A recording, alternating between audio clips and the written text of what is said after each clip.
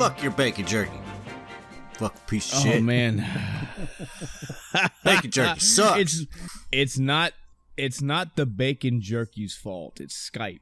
Uh-huh. It has nothing to do with the bacon jerky. I'm just saying, Skype's never put a horrible taste in my mouth. Bacon jerky has. It's put a bad taste in my mouth a couple times. Damn. Tonight was just another one. Sorry, audience, we don't mean to leave you in the dark. This is like the 17th time we've tried to record this podcast. Hey, I know you've heard that before on other podcasts. It happens to the best of us. Discord's being a little shit, not want to cooperate. Skype is interfering with our business, and that's pissing me off. So hopefully this recording can go smooth. Fuck the bacon jerky. How about we just roll into just the snacks? Hey, Chris. Yeah. Let's try to answer this one again. And Adam, all three of us. Name some comfort food that you have around your gaming area, your battle station, what have you. Like what's besides candy, like what kind of comfort, like chips, cookies, whatever. Yeah, I normally default to chips and stuff like that. I try not to eat too much, but I also have lately been on a fudge round kick. Really? Yeah. I find that I tend to like my fudge round and oatmeal cream pies. Like I have kicks of those too, and they come and go. Like I usually buy the big box that has like 20, 30, whatever in one big box, and I'll eat over a course of time, mind you. I'll eat one or two of those, and I'm like, nah, I'm good for now. And then a year or so will go by. It's like, give me another box of fudge rounds. I've been in the mood for those. What flavored chips do you prefer? Like, what kinds do you like? What I've been eating is salt and vinegar. Oh, yeah. I love salt and vinegar, man. My other go-to is Cool Ranch Doritos. Oh, yeah. Yeah. I have found recently a brand, or I'm sorry, not a brand. The brand is Doritos. I've found a flavor of Doritos that I love. But, of course, like everything else in my first world nation life, it's a fucking flavor that's gone because, I don't know, it was some seasonal thing or them just trying out something, what have you. There was a Buffalo Ranch Dorito flavor that was out. I had it last year. It felt like I had it for a good part of the year. And I think I got a couple bags at a local Walmart, but the majority of the bags that I could reliably find, was at a local dollar store. And I didn't care where the fuck I got them from. I just had to get one. I always had to get 2 or 3 bags at a time because I kind of knew they weren't going to last because shit like that happens. And yeah, they've stopped carrying them. I haven't gone out to other places. Like if I can't find them at my usual places, like the commissary where I shop or Walmart or that dollar store, I haven't got to that degree where I want to go, all right, let's go try the Winn-Dixie. Let's go try this other grocery store. Let's start hitting up random gas stations, maybe a Family Dollar. I haven't got that bad, but oh man, they're very good. And one of the reasons why they're so good to me is because the entire Dorito chip was covered in whatever that flavoring is. It seems when you get, welcome to the Doritos cast, by the way. Yes. It seems like when you eat a Dorito, it's kind of hit or miss. It's like they just blow the dust onto the Dorito, and it's not.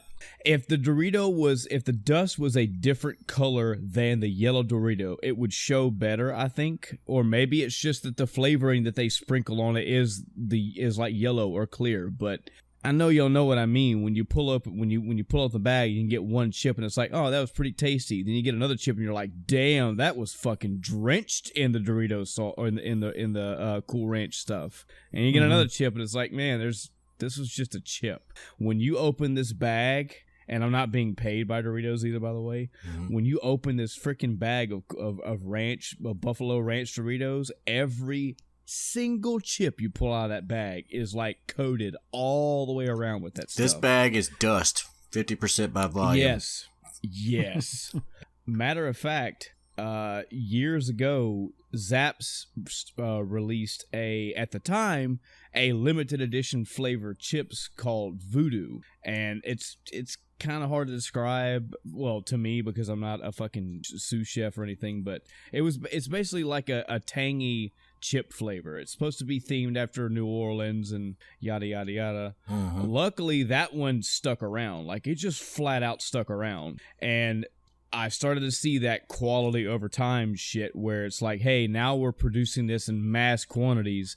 Let's kind of scale back on the coating of the flavoring. Right. And I hate that, man. Those chips were so good back in the day. Now, I actually wrote them a letter, not an email. I hand wrote them a letter like, man, this kind of sucks. These used to be great. Like, every single chip was like a fucking tongue-destroying flavor blast, but now it's like, I'm basically getting plain chips. And I'm not going to say my mail did anything, my letter did anything, but these days I at least get hit or miss with these bags. Doritos, though, almost without fail. Cool Ranch, I'll get a bag that's pretty much plain, or I'll get an okay bag. I've never had like a super flavorful bag. Those fucking Buffalo Doritos, though, every bag, without fail. Every single chip, every single piece of the chip. So I'm hoping they bring them back, man. They were really good. You know what else Zapp's makes that's pretty good? What's that? Those sweet potato chips. Are they? Yeah, I love those things. I could eat that. I could eat like, and once I start eating them, it's like they're addicting. I can't. It's like one of the few types of potato chips that I actually like. Let's do a quantum shift in the podcast. Now we're the sweet potato cast. That's right. I'm gonna tell you how fucking crazy this is for me. My parents have cooked me sweet potatoes in every fashion you can think of. And I know I'm about to lay some out there that's probably gross to some people, but I've had sweet potatoes plain. I've had them with butter. I've had them with butter and maple cinnamon. I've had them with butter and marshmallows. I've had so many variations of sweet potatoes, and I just don't like them. I don't know how to explain it, man. I just don't like fucking sweet potatoes that you bake in an oven and you prepare them however. Shame on you. But you give me a sweet potato pie, I'm gonna eat that whole fucking sweet potato pie myself. You give me sweet potato fries all over it. I'll get sick off of eating sweet potato fries. But you give me a gourmet fucking 5-star restaurant place just prepared with the best ingredients in the world out of the oven, sweet potato, I just can't. I don't like it. I don't know how that my mind, I cannot understand my mind when it comes to that. That makes no sense. My wife and I went to a fancy schmancy restaurant late last year, and for the first time ever, I've had a dish I've mispronounced called Chilean sea bass. I think I even mentioned this on a podcast, but the sea bass was laid across a freaking sweet potato bed. It was like a sweet potato waffle, not a waffle. Sweet potato waffle? Hey, no. That sounds like it might be. I try it. If it's not just a potato, if it's got like butter and syrup on it, oh man.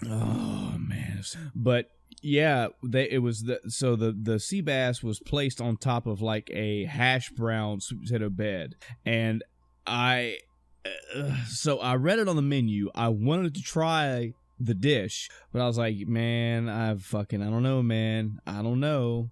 But it's not in a potato form. It's not with butter and cinnamon and all this other shit. It's just like, and however they season the sweet potato hash brown, I don't know. But I tried it and it was fucking delicious. And I'm like, this makes no sense. I will take sweet potatoes prepared any other way than the damn generic way that they're supposed to be eaten. So crazy. You know, something similar for me is onions. I despise onions. The only way I eat onion in food is if it is onion powder. That's what we use for seasoning if it calls for onions, because I just can't stand them. However, I will eat onion rings. Oh, yeah. But that's the only way. I think with that, I think the batter saves you on that one, you know, because there's so many ways to prepare the batter. There's so many places that have different flavor batterings. I think that saves you. I think it also changes the texture of it enough with the flavor and everything else combined. Yes. So to again pull something out of the loop that the audience wasn't aware of, Adam, one of our 27 prior recordings tonight, you had mentioned Chex Mix. Yes. You said that you like Chex Mix. I'm gonna tell you something. I'm gonna tell you a very simple mix. You may have already done this, and it's fine. I'll tell the audience too. You go to the store and you get you two things. You only need two. You need sweet and salty Chex Mix, and you need, however you choose to get it. You can get the Walmart off-brand, works just as good, but you get Cinnamon Toast Crunch. You go home, you throw those two in a bowl, bruh. You mix them up. Thank me later. That is my snack. That is my Chex Mix piece de resistance, and it's only two things. It's sweet and salty Chex Mix and Cinnamon Toast Crunch. I don't know. It just sounds awesome. like pickles and ice cream to me. But I'll give it a shot. I give it a shot. Yeah. I mean, if this is gonna make me pregnant, then I will blame you. But if it is pregnant, I get to name it, and I will name it Michael Maximus Sebastian. I'll be sure to name it right before I flush it. Just gone. What? Whoa! Whoa! Wow, oh, man. But now, hello everyone, and welcome to the end of time. I'm Michael. I'm Chris. And I'm Adam. And let's not flush babies, okay? Let's not do that. It's a food baby. Human or animal or fish, or let's not do that. It's not cool. That's toilet karma, man. That'll come back on you. That'll clog your septic tank.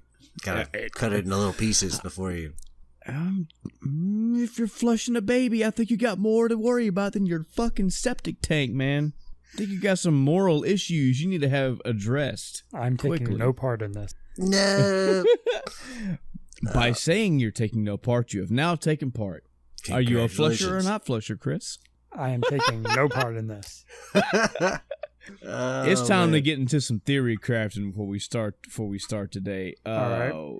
And I'm doing this for a reason. It is so for the audience out there, for the guys and gals, the way that our podcast situation works is all three of us are recording this separately on our own home. And that's fine. It mainly has to be done because one of us, Chris, lives way away. You live in what, fucking Northern Ireland or some shit? Almost Canada, remember? Yeah, almost Canada. And we live almost at the Gulf Coast. So, I mean, we're polar opposite. Mm-hmm.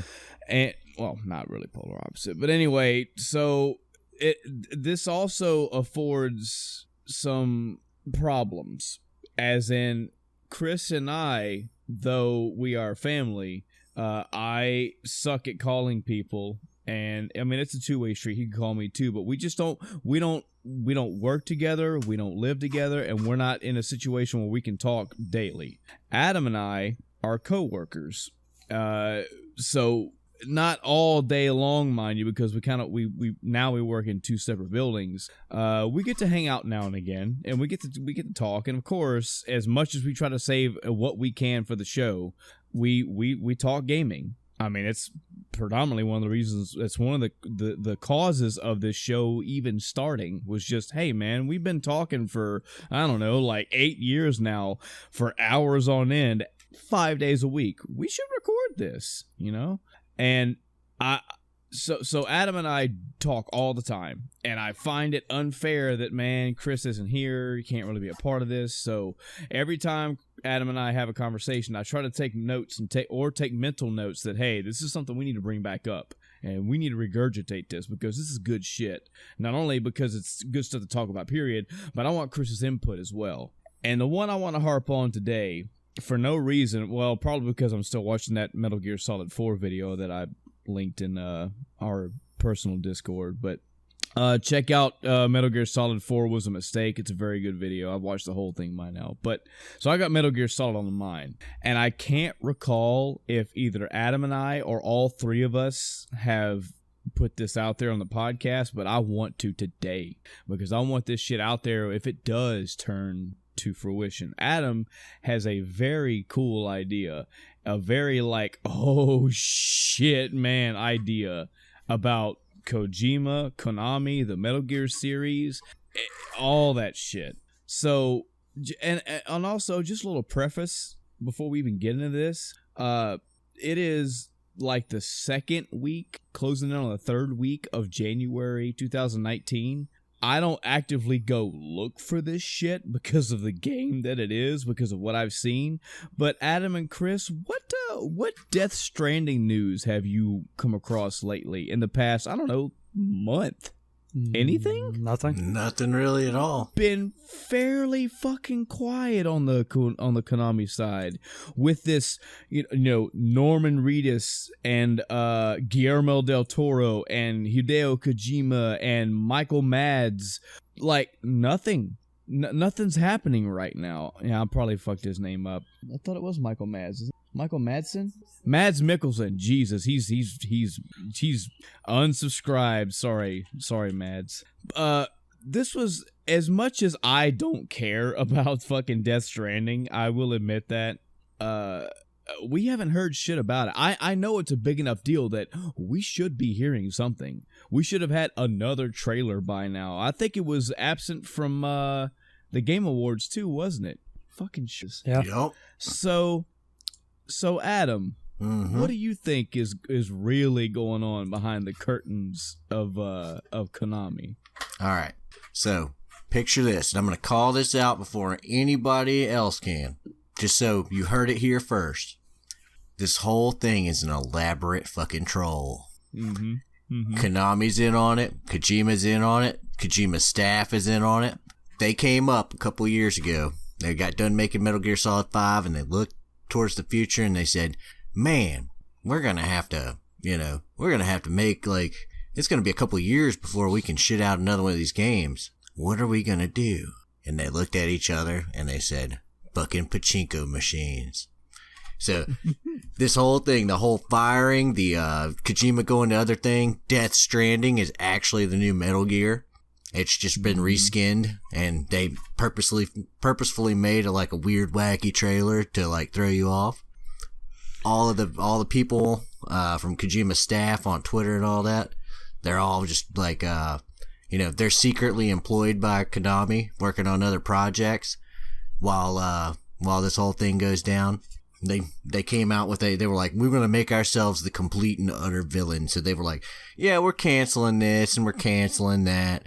And, we're just making pachinko machines now. And they, let leak a couple things about their work conditions and stuff like that, and had a public falling out with Kojima and all these other things. But this was all just a giant orchestrated plot to get it to one moment where they go, okay, we're coming to unveil the new pachinko machines. And then Metal Gear 6 comes up. And then Parasite Eve comes up. Or not Parasite Eve, fucking Silent Hill comes up.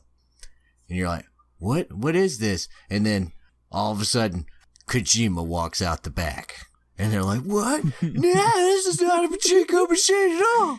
Oh, God.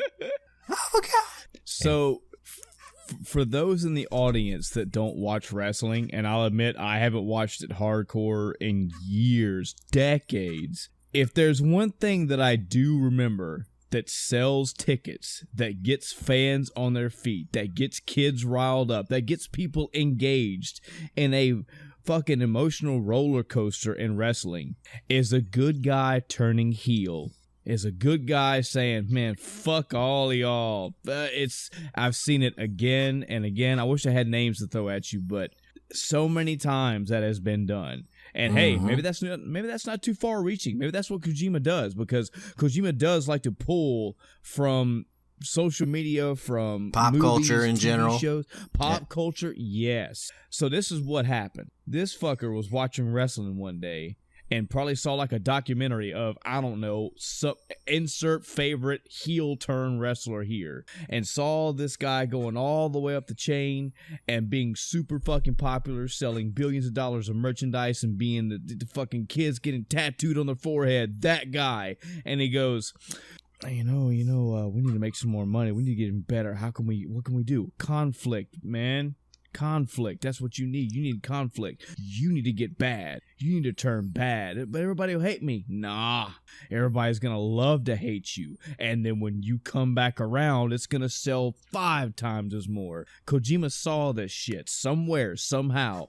Or maybe he's just the genius that he is and developed this shit in his own fucking mind. What can I do to stir this pot? Because admittedly, Konami's fucking circling the drain. They're going around and round and around. Down they go. So he fucking busts into a meeting one day. And he's like, I've got it. I've got it all figured out. Sit down, folks, because this is a multi-level plan. They're all got their paperwork out and they're fucking sweating and talking about whose bonuses they got to cut and what other game they're going to ixnay, and they're looking at him. And he's like, calm down, I got this. This is what we're going to do. We're going to make Konami look bad, but more importantly, we're going to make me look bad. And they're like, what? Yeah, here's what we do. We make Konami the fucking heel. We're going to have you fire me. We're going to have you kick your number 1 star fucking pro player to the curb. Okay, I could see it. And then we're going to start axing more of our known IPs. Okay, this is not sounding good at all. No. You're going to retroactively go back and remove my name from all the Metal Gears. We're gonna have all this and this is gonna be outside of the game, outside of Konami. Period. It's gonna be in the social media, the fucking game. Y'all, Adam, Chris, y'all remember this? The fucking Game Awards are coming around, and we're gonna have Jeff Keighley specifically talk about me not being there. We're gonna make this such an issue that this will become popular. The fact that Konami is dying and the fact that they have like pushed me out is gonna be a highlight. And I know what you're thinking. It's negativity. It's notoriety. It doesn't matter what words you put on it. It's still getting more word out. It's still getting something. It's getting people gathered around going, what the fuck? But it doesn't stop there. It gets better. We're gonna release it. Kojima, I'm going to release a new game. Oh, by the way, when I go to finish Metal Gear, I'm going to be so blatant about Metal Gear Solid 5. I'm going to put my name across every act in Metal Gear Solid 5 to make it seem like I'm shoving this game back in Konami's face. Like, oh, okay, yeah, it's good work. Yeah, now we're going to make a new game. And we're gonna pull out all the stops. We're gonna get grade A actors and directors, and we're gonna have this quality cutscenes. I mean, who's popular right now? Who's popular? Director wise, Guillermo del Toro. We'll get him. Well, I'm already friends with him. I'm fucking Hideo Kojima. He's a good buddy of mine. Who else? Well, Mads Mikkelsen. I'll get him. We can get him. And get that fucking dude from Left 4 Dead, too. Why not? Get all these popular people. And I want you guys, the 5 of you computer gurus, just shit out a game. Just make it 90% CG. Well, what's the story? There is no story. That's what we show them. We want people walking away from this trailer going, I have no fucking idea what this is, because it is nothing. And here's where it finishes. Years down the road, when people are, this audience is going to be so divided, they're going to be devoted to me, but they're going to be devoted away from Konami. And they're going to wonder what the fuck this game is, and they're going to wonder when are we going to give them more, and we're going to give them trailer after trailer after trailer with nothing. Like no, we'll give them a scene where the character's fucking walking around and it's got doodads that does absolutely dick. But when it comes time to release the game, when it comes time for the final trailer, it's not going to be a trailer at all for that game. We bring in Metal Gear Solid 6. Oh, by the way, here's my portfolio. I've been working on this for 3 years already. I got my other team shadow working on the side. Not done yet. I pulled the Konami team that worked on Suikoden, and they've been working on Suikoden 6 years now. In the works. Silent Hill, remember that fucking PT thing? Pull some strings of that one too. Got a team working on that. And you wanted a Castlevania? We got one of those. Boom. We've also got a Castlevania Metal Gear crossover game. And it cuts to Dracula, and he's like, what is a man? A miserable pile of nanomachines. He's gonna have to fight his son. Had the recessive genes. Oh no! Uladrac. It's Uladrac. And I don't know. Richard Belmont is like a ninja, and he's like jumping around fighting Alucard. Yes. I don't know what kind of drugs you guys have been taking, but I want no part in it. Oh yes. Chris, you cannot deny the utter fucking mic drop that the world would hear when Kojima steps on stage and says, oh, by the way, that was all a ruse. It was all a lie. It was all to get your attention. It was to get more eyes on us, negative or positive. And here's the result. Metal Gear Solid 6, Suikoden 6, a new Castlevania IP, Silent Hill's coming back. Konami's back all the way around, and all these games are releasing this year. Bye-bye, mic drop. There is no other company, nay other person in this world, especially in the gaming community, that could have pulled that off but him. Pull the wool over everybody's eyes. I'm not saying it's gonna happen. I would love to think it would happen. It's more theory crafted than anything. But what really spawned it was thinking about we really haven't seen anything Death Stranding lately, and it could be because maybe they're close to their end game. You know, maybe they're wrapping up and they're holding all this in, and they're just gonna drop the game and it's gonna be whatever. Well, let me bring us back to reality for a minute, and share something, because while you were giving that ridiculous spiel, I actually did some searching real quick because I wanted to check a couple of things. But do you know the game studio Guerrilla Games? Yeah. Recently made Horizon Zero Dawn. They got to see 2 hours of the game recently. So that's the latest news on Death Stranding. Well, they're showing off gameplay to, I don't know why they showed it off to Guerrilla Games. Oh, I think it's because of the engine. It's the same engine. Yeah. I mean, you know, if we're theory crafting, they could be paid. Everybody can be paid. Everybody could be in on it. Hideo Kojima comes to your company's doorstep and says, hey, can I get a favor from you? I don't know how hard it is to make a video game. I'm lying through my teeth. I know it's incredibly fucking hard to make a video game, but I don't think it'd be that hard given their team to make some demo thing. It's just a fun thing to think about. It would be awesome on so many fronts. I mean, so much stuff would make more sense. So many things would be, I say, partially forgiven. I mean, even like you mentioned with the pachinko machine bullshit. That's more notoriety that came on the company than they ever deserve. Overseas, in their demographic, pachinko machines, from what my limited knowledge and research have shown me, that's a hot topic. That's a hot thing to do. If you want to make a bazillion freaking yen, you just make pachinko machines. Well, Konami's got had a lot of money to front this, and over there and over here, Solid Snake is a fairly known person, a fairly known icon, fairly known property. So yeah, you know, pachinkos. But people just see that as, wait a minute, they're selling out, like they're just dropping the whole game thing, and they're just whoring out Silent Hill and Metal Gear icons to pachinko machines. That's bullshit. Imagine if that was part of the ruse. Imagine if that was part of them going, yeah, it's just bring it on. We don't want to go as far as like sexual, you know, allegations and shit like that in the company, but we want people to look at us and go, oh, Konami, how hard you fallen. For when we rise and we come back with all this stuff that everybody loves and misses, they're going to love us. We're going to be the greatest company ever. The dreams of a gamer, man. And I mean, even all that, as elaborate as that setup is, not wanting to tread back into the freaking Squaresoft thing again, but at least there's some evidence that could say that could happen to Konami. Not so much. If they told you they're working on Final Fantasy 16 right now, Chris, how much do you think you'd care? I don't know. It's hard to say. I'm not super stoked about it. If I heard it, I'd be like, okay. But really, I probably wouldn't form a real opinion until I saw a trailer or something to at least give me some idea of if it was another 15. Yeah. I feel the same way.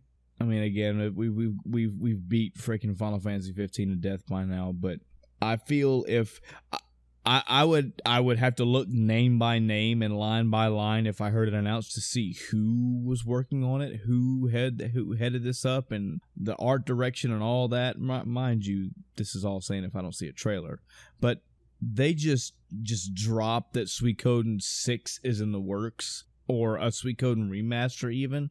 Oh man, I don't know, man. My fucking head would spin. I wouldn't know what to think, but not so much for Final Fantasy 16. I don't know. That'd be another. I'd have to see who was working on what and who was all involved. Yeah, I saw a funny comment the other day. I can't remember if it was on a YouTube video or in a Twitch chat. Anyway, not important where I got it from, but the topic was Final Fantasy, and Someone in there said, my first Final Fantasy was 15, and it made me hate the series. Oh, God, that was just like what I was talking about, man. That's what I mean. That there are people out there that have played 15.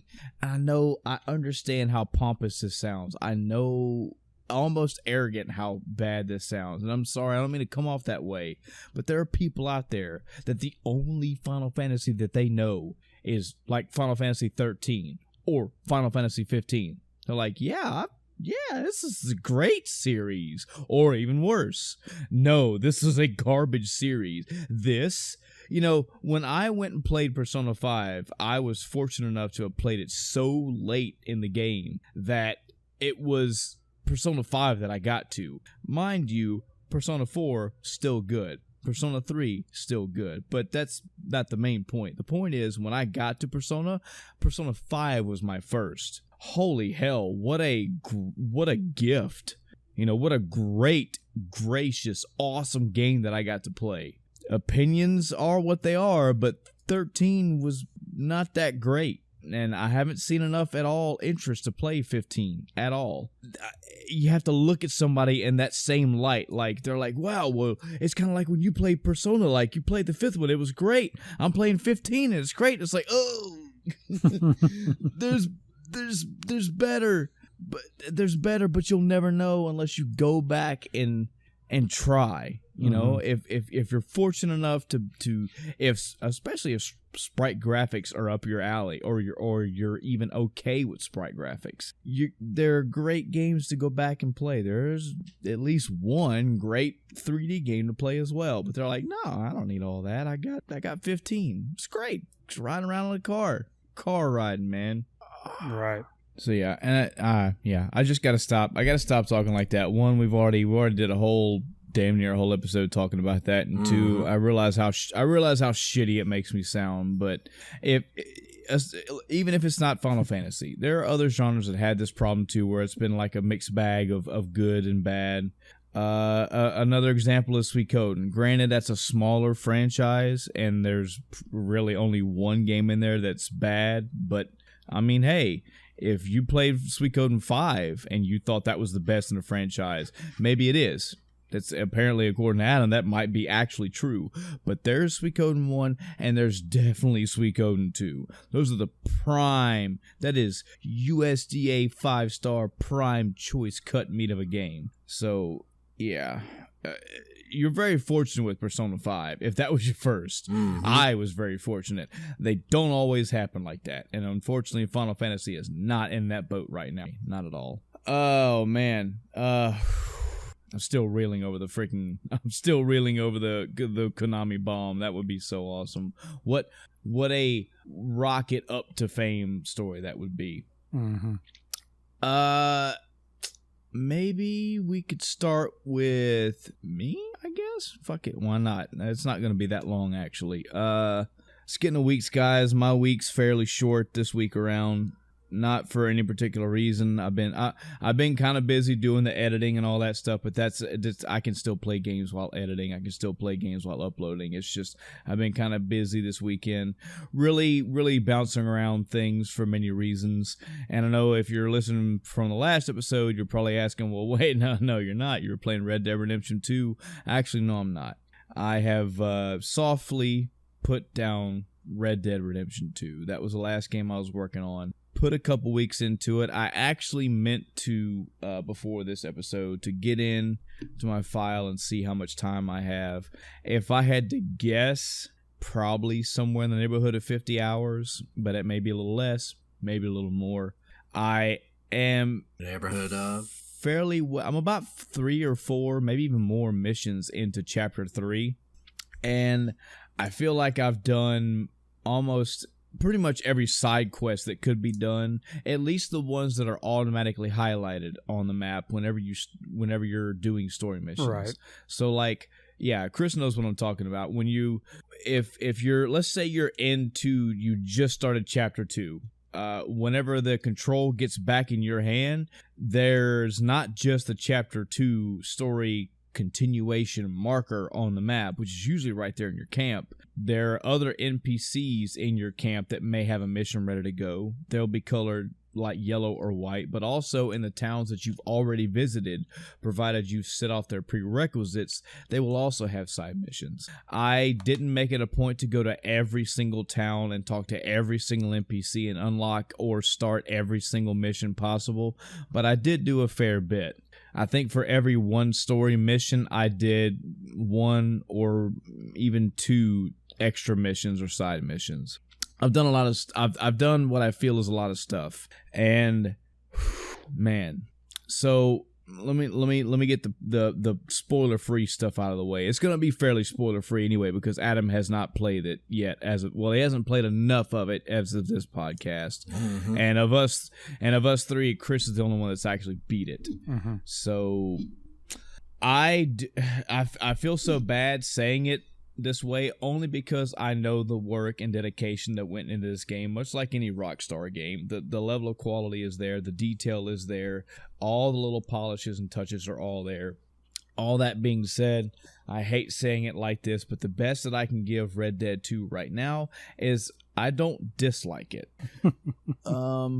See, what I said about it after playing it, seeing the graphics, and actually getting past that initial phase, because when you first see a game, you typically will see it in a better light than it actually is. Once you get into it, you play it for a while, then you go, oh, I'm realizing things I didn't, see from the start. And the graphics were like that for me. At first, it's like, yeah, this looks pretty good. And then as it set in and I got used to the graphics, I was like, actually, these look a little bit dated. What I've said from the start is I think Red Dead Redemption 2 dropped a year too late, at least. All the mechanics, the graphics, everything felt dated when it released. Not like, SNES dated. Not talking about extremes like that, but with the way technology has progressed, with the games, the bombshells we had dropped in 2018, Spider-Man, God of War, the way they looked, their graphics, absolutely beautiful. Red Dead didn't stand up to them at all for me. Yeah. Especially graphically. Yeah. And I think it's to be expected when you look at a game like Red Dead Redemption 2, look at how large it is, how much shit is packed into that game. That's a fairly small map. And I'm saying that in relation to like a Just Cause 2 map. I mean, it's fairly small, but it's densely packed. Very densely packed. Well, what I'm saying is with the amount of shit that they did put in this game, I would imagine this thing's been in production for some time. So absolutely, if you start a game even in the pencil whipping phase back in a decade ago, when your 5-year rolls around and you actually start generating the graphics and generating the character models, you're already kind of behind the power curve, especially if a console jump has happened.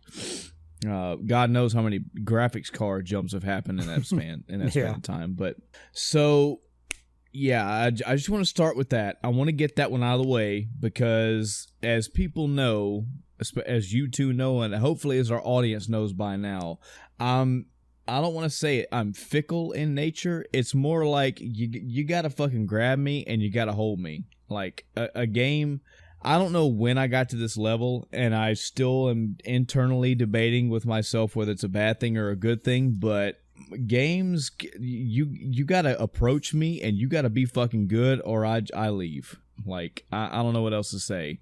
There have been so many games over the past, I don't know how long, decade, maybe more, where it's been okay, good, boring, I'm moving on. And I'll have people clamoring at my coattails going, no, it's good. I'm like, look, I'm X hours in and it's not grabbing me. I feel like I put I put many hours in a Red Dead 2. Yeah. This isn't like a Valkyria Chronicles situation with me where it's like, oh, you only did like 4 missions. The next one is when you get to your barracks or whatever. This wasn't like a 2-3 hour joke here. This is multiple hours.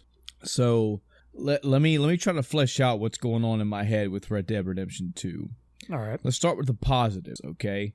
And I'm sorry if I'm regurgitating shit that I already brought up like 3 episodes ago. I need to get some of this stuff out so I can have you as an audience can have a clearer vision of what's going on with me. There are a lot of things in this game that have happened that I got to experience. Not as many, and not to the jump out of my chair or get excited over Breath of the Wild moments. That was just, man, it seemed like every half hour to an hour I was doing something or finding something, or something was popping off, or I was engaging in something new, or something stopped me in my tracks. But Red Dead, even with me having shit spoiled, and having people like Brandon Jones like just gush about all these little moments, I still found some things in my gameplay that were special to me. I'm sure Chris has been attacked by a bear. Hell, I'm sure many of us have, because it's almost a story mission that it happens in.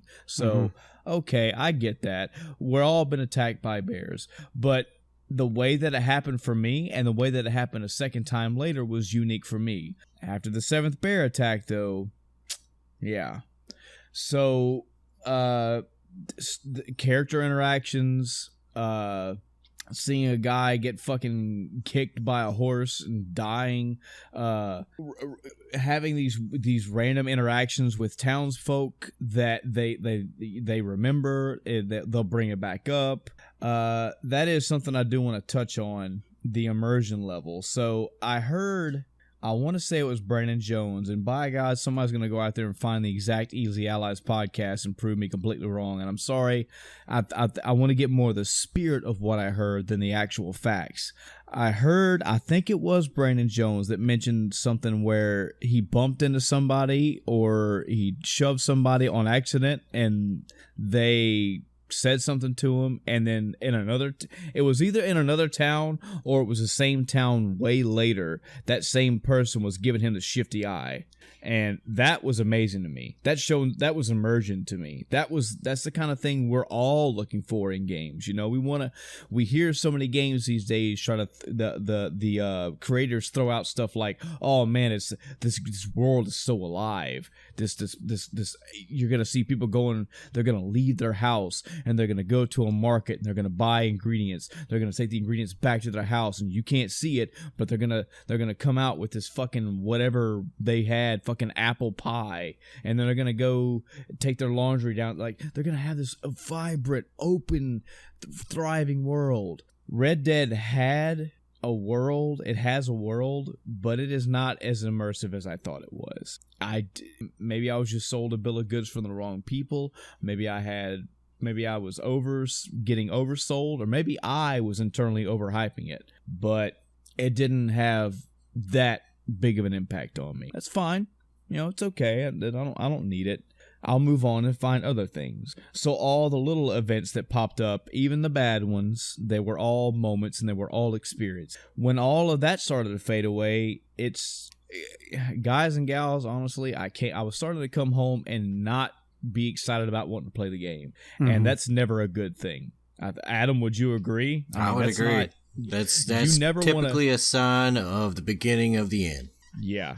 It wasn't a dread. It was more like, and again, I hate to use P5 as an example, but that is the most burning, pressing one because it is the most recent, other than, say, God of War. I couldn't fucking wait to get home. I couldn't wait to get home to play Persona. I'd fucking come home, rip clothes off, go take a shower or a bath as quick as I could, shovel food in my face, fucking take care of animals, do whatever shit I had to do, sit down, relax, look at the clock. Okay, if I start playing right now, I have 5.5 hours till I have to physically crawl in that bed. All right, here we go. That was P5. That was God of War. This, honestly, Red Dead 2 was never that degree for me, but it was like, all right, this, you know, I'm interested. I'm enjoying it. I at least want to see what I can get into today or what experience is going to happen today.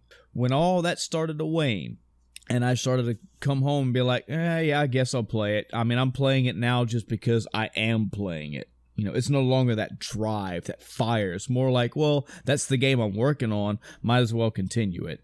I said, okay, what's left? Well, what's left is the story. I've heard people say the damn story of this game is so great. The character of Arthur is so great.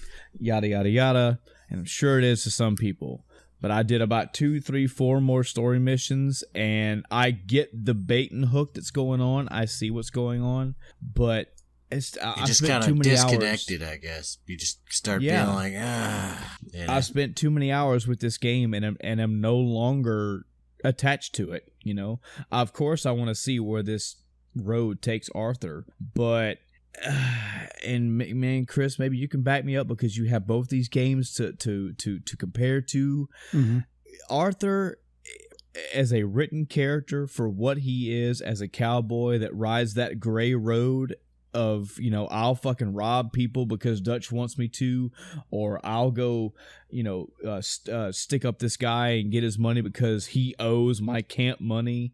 There are lots of good things, that even his voice acting and the singing and the times where you catch him like at a camp and you sit him down next to a fire and he just sits there and talks to people. Like, yeah, he is a decent character. He's all right. Mm-hmm. I'd fucking have a drink with Arthur Morgan. He is no Kratos of God of War 2017. No. He is not.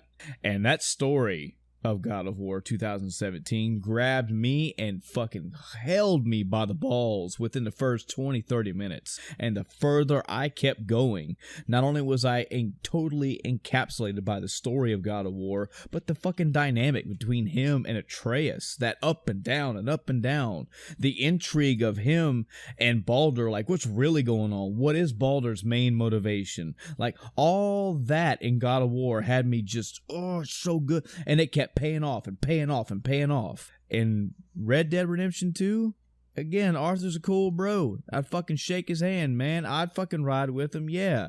But this is not the greatest character written of 2017 or 18. I'm sorry, he's not. Can you think of like another game where this has happened to you? That's kind of been a little bit of a letdown. I mean, I'd be tripping down that road again if I started talking about Final Fantasy 13, but that was one. I mean, where it was just like, you know, you come home and you just get a little less excited about it every time. You know, I'm sure our faithful listeners can go back and listen to the five or 10 episodes, and I bet you they can find some, because I do that often. Mm-hmm. You know, the interest will wane. I'll be playing a game and I couldn't get into it anymore. And I mean, I hate to use it as another crutch, but like Final Fantasy VIII was another example. I was giving Final Fantasy VIII a solid try. I was giving it a go, and I was trying to overlook so many things. And yeah, about 15, 20 hours into it, I said, I can't. I just can't, man. I don't have it in me. It was sort of interesting at the beginning with the Squall and Cypher dynamic, but over time that lost because that wasn't anything anymore, and the other shit they poured on was just yada. And then the way that I'm sounding now is the way that I wound down. Mm-hmm. And this is not a hard set down. I feel like as much as I have a backlog, Chris, I need to start making like a sit-down log as well, because there are games that I just said, nope, I'm fucking done. Final Fantasy VIII, no, that you've had your shot too many times. I have put you down. But like Red Dead Redemption 2, I'm putting it down. Not a hard put down. Just I'll get back to you someday. I don't know when, but I will. And I also want to point out, this is a big controversial thing right now, and I totally understand and I totally get it. But another thing that avid fans will know, that the Giant Bomb Game of the Year deliberations were last month, and there were 5 episodes, all about 5 or 6 hours long apiece, and they spent a solid chunk talking about Red Dead Redemption 2. Unfortunately for me, but I'm a grown man, I chose to listen. That was, of course, Game of the Year deliberations a spoiler. I mean, there's spoilers everywhere. So I've pretty much deduced what happens in Red Dead Redemption 2. I've also had, just because of news and music performances and shit like that, like in the Game Awards. Like, this music plays during a very tragic point in the story in Arthur's life. I've got it. I kind of get where this is going. But even if I've been spoiled on a story, there have been movies where I've known what was going to happen. I was spoiled. Spoiler warning for fucking what, guys? Final Fantasy VII, like 20-something years old now. I had Final Fantasy VII spoiled for me because the meme now, but the biggest thing back in the day was don't fucking tell people about Aeris. That's a big deal. That is a huge fucking deal. I had that spoiled for me. Guess what? Final Fantasy VII was still fucking phenomenal for me. So if this is supposed to be the greatest story that Rockstar's ever written, holy shit. Because they had a long time to reel me in and grab me. And all it did was it was like watching a really good country western movie. That's the best I can give it. I do not have the passion in me. It has nothing to do with the cowboy shit either. It's just the way I'm talking strictly about the story, what it is and how it was told. I watched it, went, yeah, okay. Some shit's happening. All right, let's go rob a bank. Yeah. All right. So yeah, and he's gonna go take some money from these people. Yeah, I get it. All right, let's move on. God of War. It was, oh man, where the fuck are we going next? Okay, let's go talk to the World Serpent. What the fuck is that World Serpent? What is he gonna do? What revelation is he gonna talk about? Yada yada yada. Like, I was enthralled by that game.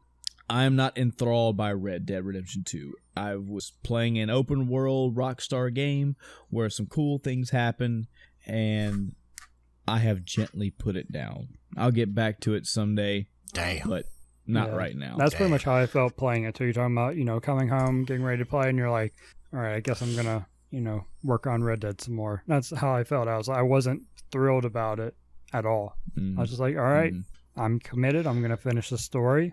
I did less and less side stuff until, aside from certain characters, and I just pushed through the story. I was like, all right, I'm done.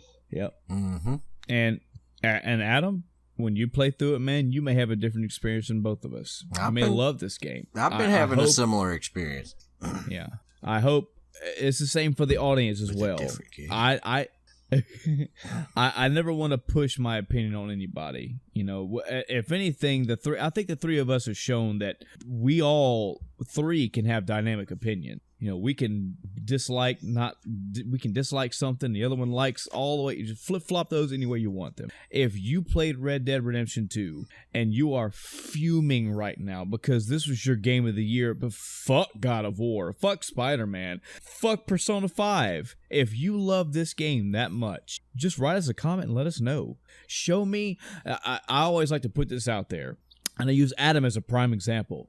Excuse me. Sell me on what I'm missing, because there are times where I'm playing games and I'm like, those fucking gears aren't clicking until you come in and you go, take the game back home, Michael, and play it online and see what you find out then. And my whole fucking life is turned around. So maybe there's something in Red Dead 2 I'm just not missing.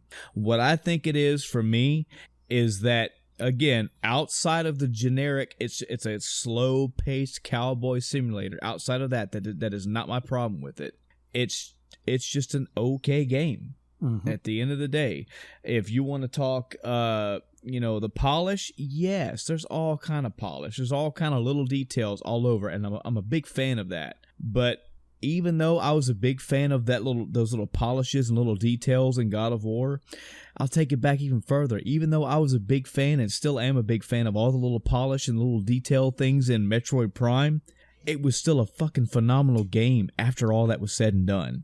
Little polishes and details alone do not a game make. I can't live off just that. I still need that. Oh, man. Chris, I can't wait to get on the podcast tonight. We got to talk about Red Dead. Oh, man, it's more like, well, I guess I'll tell about the time that we robbed a coach. I mean, something did happen that was cool when I robbed the coach, but, I mean, at this point, it's like, All the players were like, you bastards, that's our coach. And they took off after you. So, having said all that, my lukewarm meh feeling on Red Dead Redemption 2. I haven't really played much else as far as like working on it. There was a game that I recommended to these two fine gentlemen. It's a Steam game I recommend for you as the audience as well. I feel bad saying this because I know that we've had 20, 30 these games in 2018, but if you like Dark Souls, if you like that style of gameplay, There is a very basic looking game out there on Steam called Unworthy. It's side scrolling, but with Dark Souls control feels to it. You know, you got to watch the enemies, you got to see how they attack, and I don't know how far it goes, but you only have an attack and a roll, and it's side scrolling, so you got to watch patterns. There's a way to heal yourself, yada yada yada. I've only put about maybe an hour into it, but just the atmosphere, the style of that game, the way it looked, the way it sounded, the way it controlled, right up my alley. Don't want to make a knee-jerk call of I think I like this game better than Salt and Sanctuary, but I will say that this game grabbed me way quicker than Salt and Sanctuary did. So just something for you all to check out. A couple other random games here and there. Anything solid right now, and for a reason. Within the next couple weeks, I'm going to have two. One obviously large game, and the other one may be large just because how many times I played through it. Resident Evil 2 remake and Kingdom Hearts 3 for me are both coming out relatively close to each other.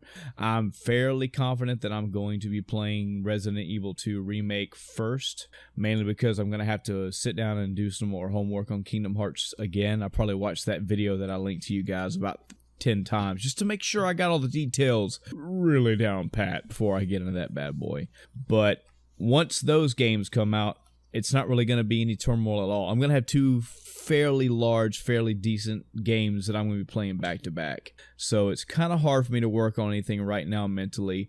Adam did mention, because I was also thinking of another game I was kicking around thinking about starting was Hitman. Mm-hmm. And he says, you say that Hitman's fairly good at being able to pick it up and then put it down and then come back to it later. Yep. Right? Yep. It's very, everything's done by missions. So you should be able to just hop in there and fuck around in a mission. Oh shit, I'm going to put this down for 2 months, come back to it. You know, oh, okay, I see what's going on, and pick it right back up. Gotcha. So that's one of the ones I was thinking about working on.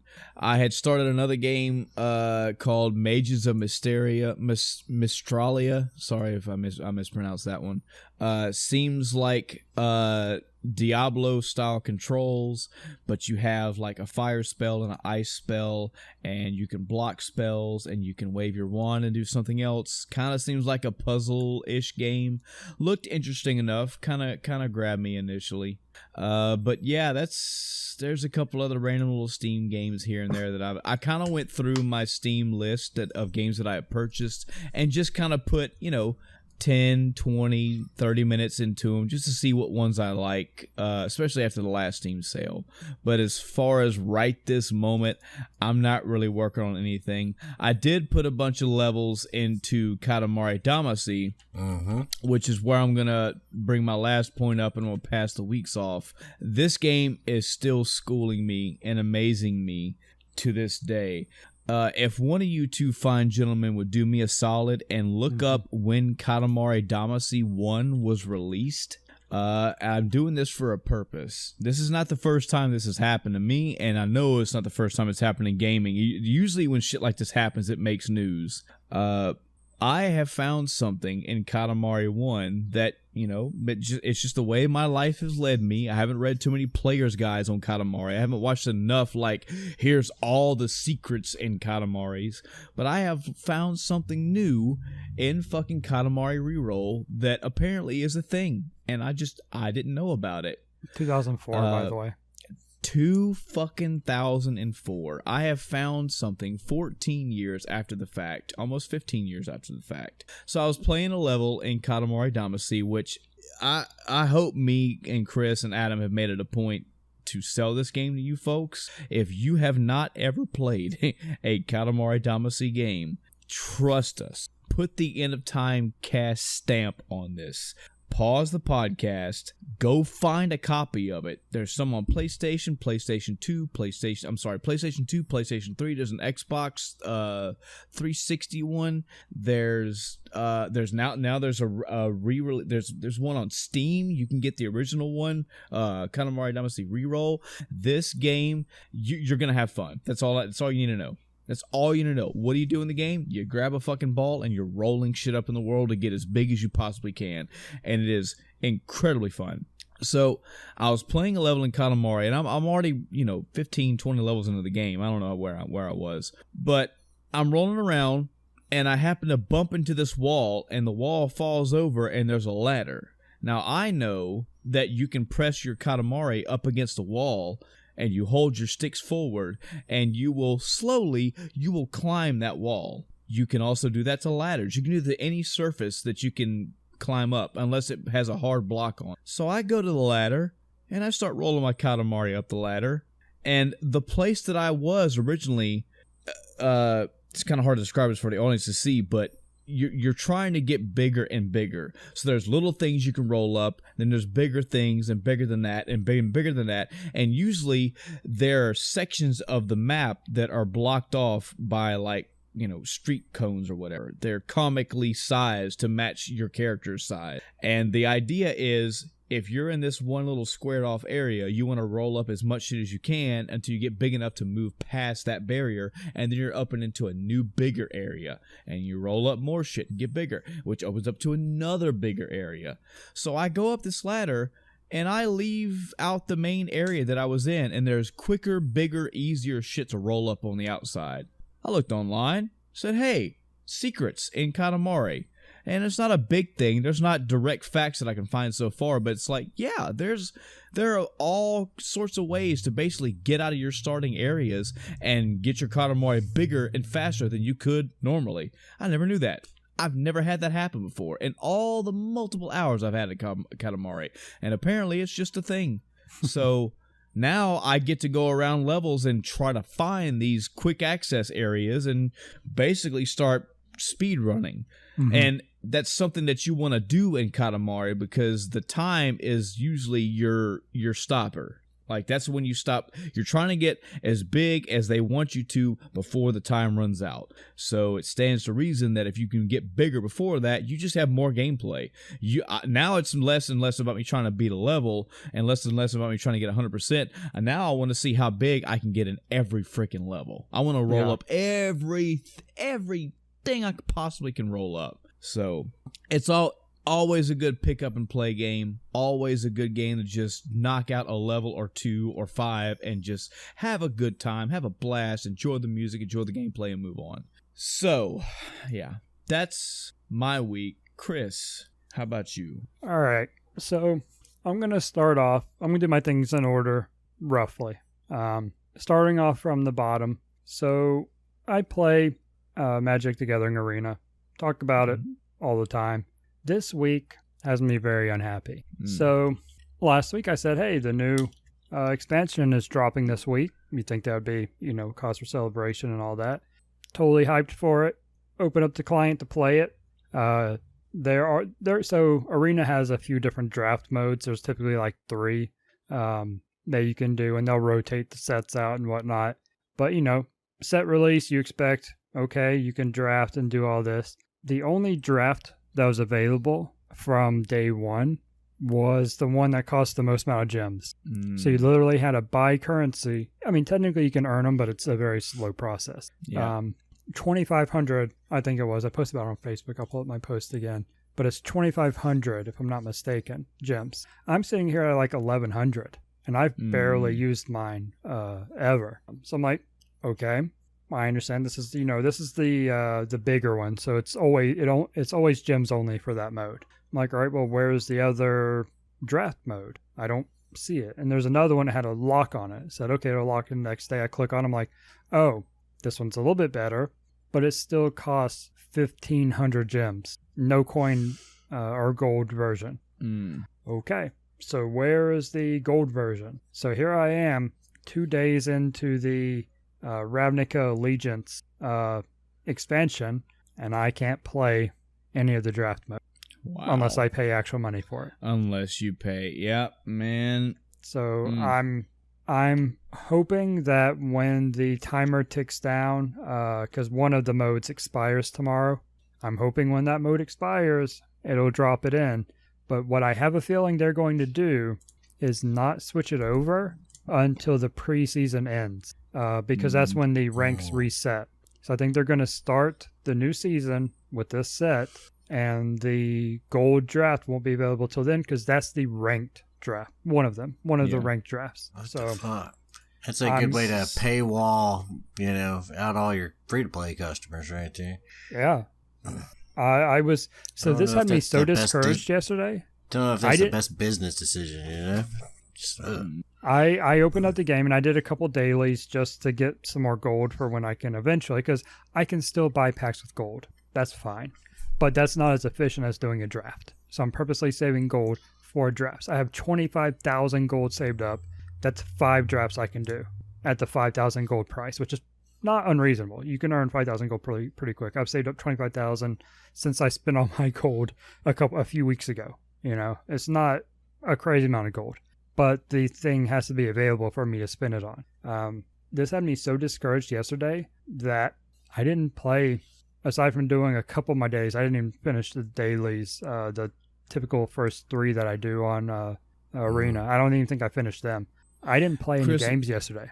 Let me ask, do you have your hand on the pulse of this MTG game community? Have you heard if other players have had this experience and are seeing this, and if they're are they getting upset by this as well and making it a problem, I hopped on the Reddit to see if there was a thread about it, but I didn't see anything. I looked for some sort of schedule. I didn't look super hard, so it may be out there, but I didn't see any sort of schedule saying, actually, you know what? They have a website that is specifically telling you when things switch out. So while I'm talking, I will go look that right now, because that should kind of shed some light on the schedule and why people aren't up in arms about it, because it shouldn't be a surprise. Yeah. If they even have the page to find it. Yeah, I mean, this would be an issue, period. It feels like, I mean, if I heard you correct earlier, it wasn't that, I can't play where I want to play. It's that I can't play at all because I'm not going to spend money to get this shit, and I don't have enough time to grind. That's a shitty way to feel about a game, man. Well, and don't get me wrong, I can still play the game. I just can't do drafts for the new cards. So the only way for me to get new cards... And that's what you want to do. Right. That's what I want. Man. Let's see. Here's the schedule. I'm looking for the draft for Ravnica Allegiance. I don't see where... So the sealed is the one that's super expensive, because that gives you the most cards. That's 2,000 gold. The other one is 1,500, so it's not 2,500, it's 2,000. So sealed is 2,000, traditional is 1,500, and then ranked is the one that's either 750 gems or 5,000 gold. So I'm looking for the ranked, and I don't see it on here. Might have to do some homework and come back to that one. That's fine. So I just feel like there's got to be other people out there to share your pain, man. I don't even play this game. I know a third of what you're even talking about, but that I understand what you're saying about it, and that's bad. That's really bad. Yeah. So I'm and of course I screwed up and I did my weekly stuff early in the week, not thinking, hey, when the new set drops, the weekly reward packs will be the new set. So I'm sitting here looking at my check mark, and if I hover over it, it shows a new pack. But when I completed it, Sunday, the first day of reset, it was the old pack. So that sucks. But that's on me. Yes, I'm kind of toned back on Arena for the moment until this is available for me to actually play the new set. But yeah, so last week talked about Dragon Quest XI. I put 11 more hours into it. It took me a total time of 52 hours to beat the game. Wow. Not bad. I've got to know. I've got to ask already. Were you, and it's not an insult, I'm asking just for clarification. Do you feel like you were barreling through this game, or kind of sort of taking your time, or you were doing everything and damn near 100%ing it? I would say I was doing all the side stuff early on, but then the requirements and some of them you have to go back for. You can't do them right then when you get the quest. So I kind of stopped focusing on those and just focused on story, especially because the story is picking up and I want to know what happens. So I kind of skipped a lot of side stuff. Right. So I'd say maybe 60% ish on story related and side quests. Now there are lots of other things you can do too. There's a whole crafting system. You could unlock everything and star everything on that. I didn't do that. I put another 6 hours after I beat it into the game. This game, I think, probably has one of the best post game things ever in a game. Wow. After beating this game, I was like, oh, there's more. There's a lot more to do. Oh. And like I said, I put 6 more hours into it, and I was like, I have to stop, or I'm going to spend probably another 20, 30 hours in this game at least, just doing post-game stuff. I now clearly understand why this was on people's nominations for last year. This is high praise I'm hearing. Man, it started out slow. I got the same vibes like you. I played a couple hours, and I was like, okay, it's an RPG. Pretty generic. But then I played some more, and then I played some more, and then the story picked up, and then it just kept going, and I beat the game, and then it's like, you're not done. Okay. Now, it's great. It is great already to hear more game after the ending. I hear you near Automata, but you kind of jumped the shark with the way you did it. I'm talking to Dragon Quest XI right now. It's good to hear that there's some more stuff. There's basically an epilogue, but what about... do you just continue the characters on? Is it a new story? Or, you know what? No, I'm not going to say a word about it. Good. Okay. Good. Excellent. Oh, yes. Intrigue just doubled. Yeah. Intrigue, because now I want to know, is this new game plus? Or is new characters? Good. It is huge. Good. So you're saying that there come a point in the game that you felt you were going through and you were hitting all the beats to get to the ending, but there was more meat to this game outside of that if you wanted more. Yes. Then when you beat the game, there was still more. Yes. And you liked and enjoyed all of it. Mm-hmm. And I haven't finised the post game. I stopped playing the game for now, so I could move on to another game, which I'll talk about in a minute when I'm done with this. Adam, I don't know about you, man. This has me incredibly intrigued. Sounds pretty cool. That's for sure. Yeah. And I still think, really, like I said last week, I want you to play up until you unlock the third character, because that's really when the story started picking up for me. It may be a little bit further for you. If that doesn't get your attention, maybe a little bit further. It should start picking up around that point. And honestly, I was thinking about starting Dragon Quest XI again now, but again, I got these two games coming, man. It may be a bit before I get to it, unfortunately. But yeah, it's up there. As soon as I don't have a commitment, it's getting played. It's getting played. It's not, because this is not just you. It's not just you that I've heard stuff like this from. I don't know why, but I'm hearing like a very silent grumble about this game. I'm not hearing people shouting from the rooftops about it, but when I do hear people talk about it, it's like, Dragon Quest XI, sit the fuck down. Let's talk for a minute. Holy shit, this game is good. So I'm looking forward to it. And I'm glad you enjoyed it, man. That does me good to know this good shit that I'm getting into. Yup. So, like I said, I had to stop myself from continuing on in the post game and move on to another game for the reason you just described. Kingdom Hearts 3 is coming out. Co-Carnage, one of the streamers I watch on Twitch, he had a charity goal to play the first Kingdom Hearts, because he saw the series and he wrote the series off as a whole. He was like, I don't like these games. I'm not interested in them. I'm never going to play them, etc. The community of his wanted him to play it so bad that he finally included it as a charity reward. They made That's cool. $60,000 in like 3 hours for St. Jude's or something like that. It was obscene. Part of Guardian Con, their whole thing they were doing, charity drive. So he started playing, and I was like, you know what? This is a good refresher. 3's coming around. I'll just watch him play 1 and then, move on from there myself. He played 1 and I was watching. I was like, yeah, I remember all this stuff. This is fun. I enjoyed it. And then, of course, knowing all the games that exist, he watched a game movie. Like you were talking about, you take all the cutscenes, put together, you have a movie for the game. He watched one of those for Chain of Memories, which takes place after 1. Because he enjoyed 1 so much, he said, okay. And people kept telling him 2's so much better, so he's going to go play 2. So he watched the Chain of Memories movie, and then he loaded up 2, and it started, and I was like, okay, this is a little familiar. And he got a little bit further in the game. I was like, I don't know any of this. I thought I played and beat 2. I looked, unfortunately, I don't, 2 was a PS2 game as well, if I'm not mistaken. Or 3. Anyway, regardless. So I had 2. Yeah, 2 was PS2. Yeah, so on PS3 I bought the 1.5 whatever remix. And I played through 1, beat it. I was looking at my trophies. It's like, okay. And I started Chain of Memories.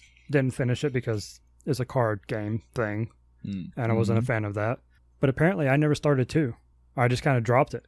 So I don't think I ever played 2. Wow. So I was like, I got to fix this. So I've been playing Kingdom Hearts 2. Nice. I have 30 hours into it. I'm almost done with the game. Man, it's so good. I have some... I'm playing on the critical difficulty, the hardest difficulty, by the way, which is why I haven't already finished it. There are some quirks to it. I'm not a fan of the way they manage MP with cures taking all your MP.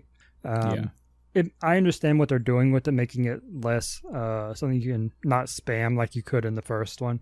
But it's still, I think it's too extreme. Increasing the cost is one thing, but completely taking all of it at once is another. But story-wise, it gets really good. I've been watching co-play, so I've actually watched the end of it because I couldn't help myself. Because I got up to, I'm essentially in the last area. The very first boss of the last area stomped me. And it was about 11:30 at night. I was like, all right, this is a good stopping point. I will stop here, pick it up tomorrow, and I can't wait to see Ko get stomped in this fight too. Of course, Ko goes and beats it on the first try. I'm like, are you kidding me? He made it look easy. And he's not that good of a gamer either. So I was like, man, I'm this under leveled at this point, I guess, because I believe he was a higher level than me, but the recommended level for the area is 50 and I'm 41 or something like that, 43. So I was like, yeah, I could probably do with some leveling. So today, actually, I was going to do it yesterday, but like I said, I was in a bad mood from Arena, so I didn't play. But I went today and, worked on some of the abilities and stuff you can level up in the game. And I'm now like level 49, just as part of doing that and getting chests and unlocking, side stuff I didn't really care about streaming because I didn't know how long I'd have before we started. So I was like, yeah, I'll do some side stuff. So now, tomorrow, I'm going to go see how many times it takes me to beat that fight. Man, I can't believe I never beat it or even played it, I think. Yeah. It happens, man. Happens to me all the time. I forget games that I should not be forgetting. And thankfully, I've forgotten some that I'm glad I did. Final Fantasy VIII. Yeah, I'm probably not going to play the other games. Ko's been watching the movies for the other ones. Because the final mix on PS4 comes with movies for... that's what I heard. 358/2. And he watched that one today, so I watched that. So I'm all caught up on that. And I'll probably just do that as he watches... Or he's playing the next game, so I'll probably watch him play that.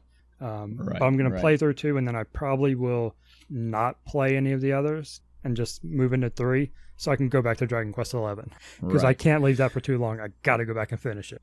So something for the audience... I mentioned to you two as well. I think I may have put it on the Facebook page. I may not have. If I'm going to do my best to try to remember this time for this post, put it in. But the way that I've been catching up on the story is a YouTuber named Frustrated Jacob. I literally found this by putting Kingdom Hearts Explained into YouTube months ago, and I watched a video, not good enough, watched a video, not didn't like it, and watched a video. This works really well.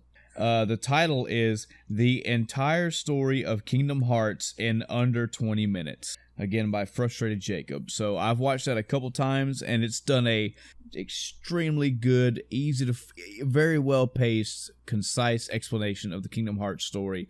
All of the Kingdom Hearts story up to Kingdom Hearts 3. It's like a prepper. So that's good. Check it out.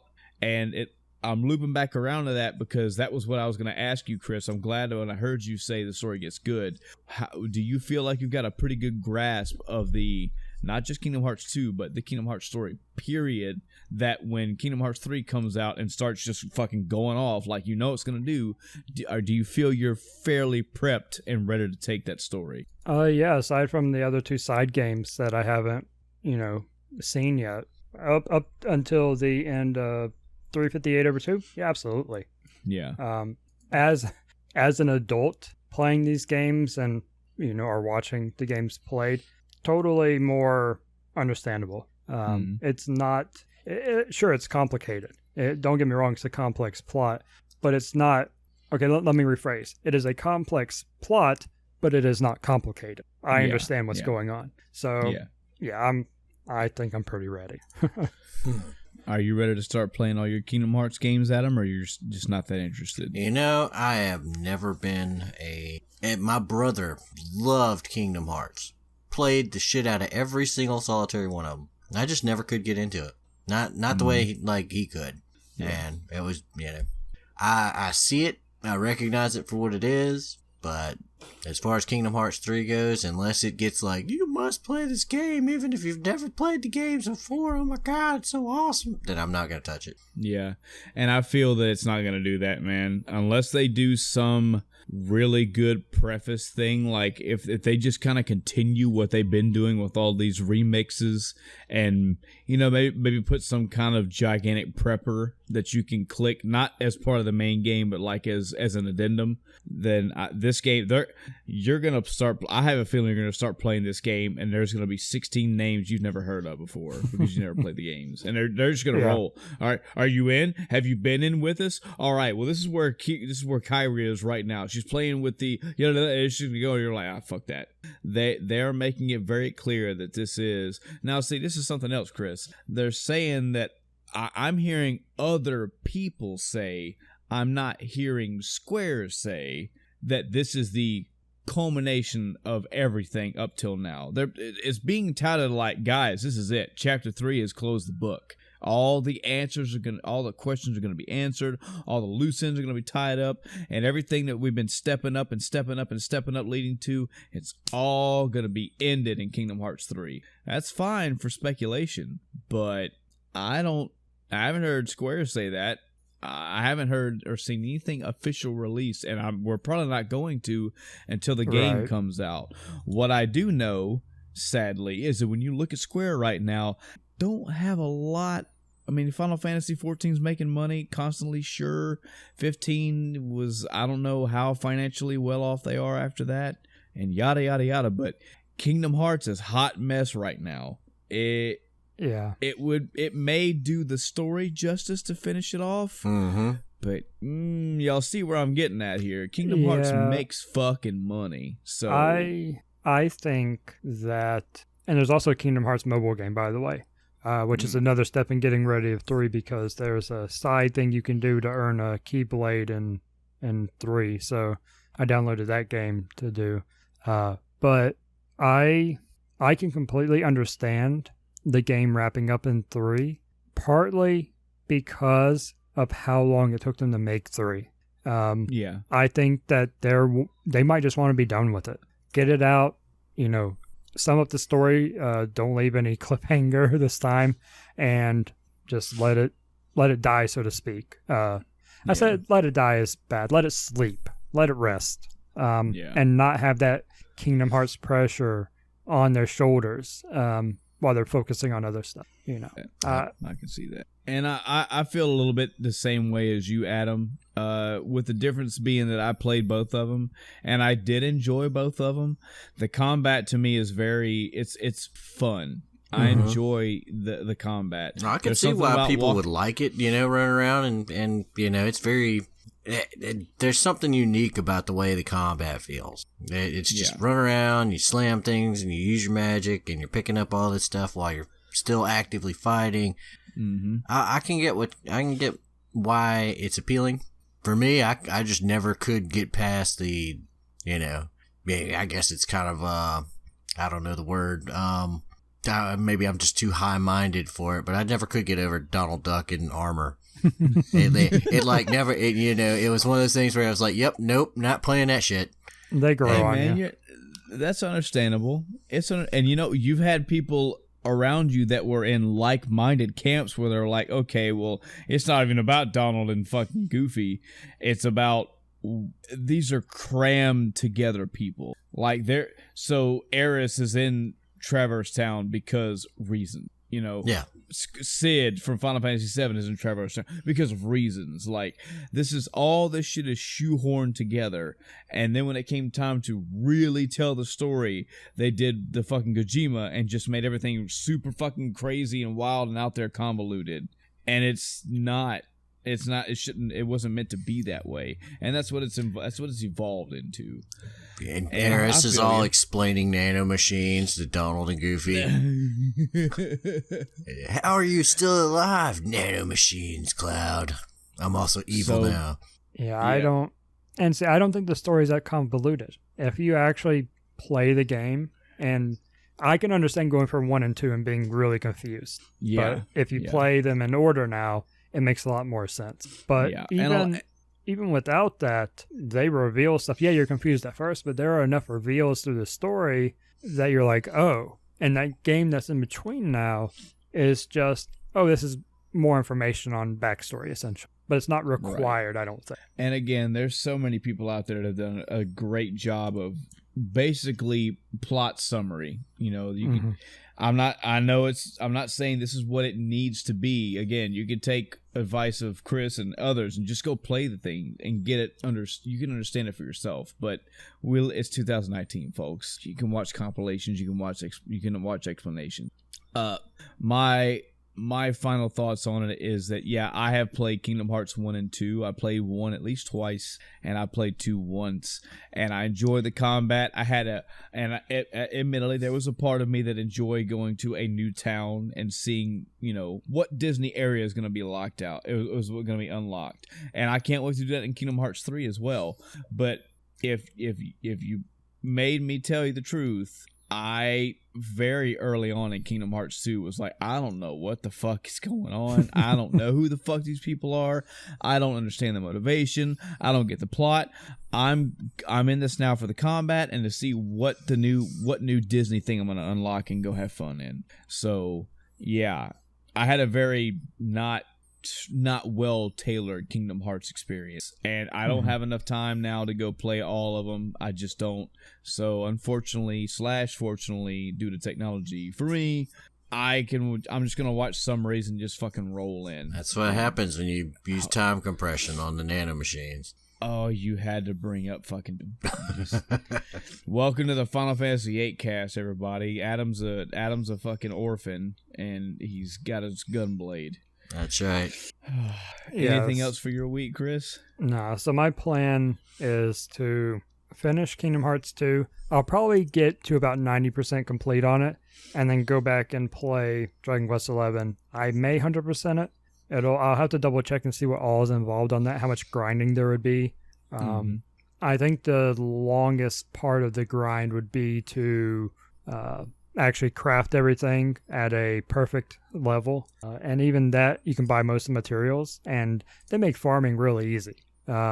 It actually shows you where you got stuff from on different maps, so you can go, okay, I think I was in this map, let me check the sparkly spots menu.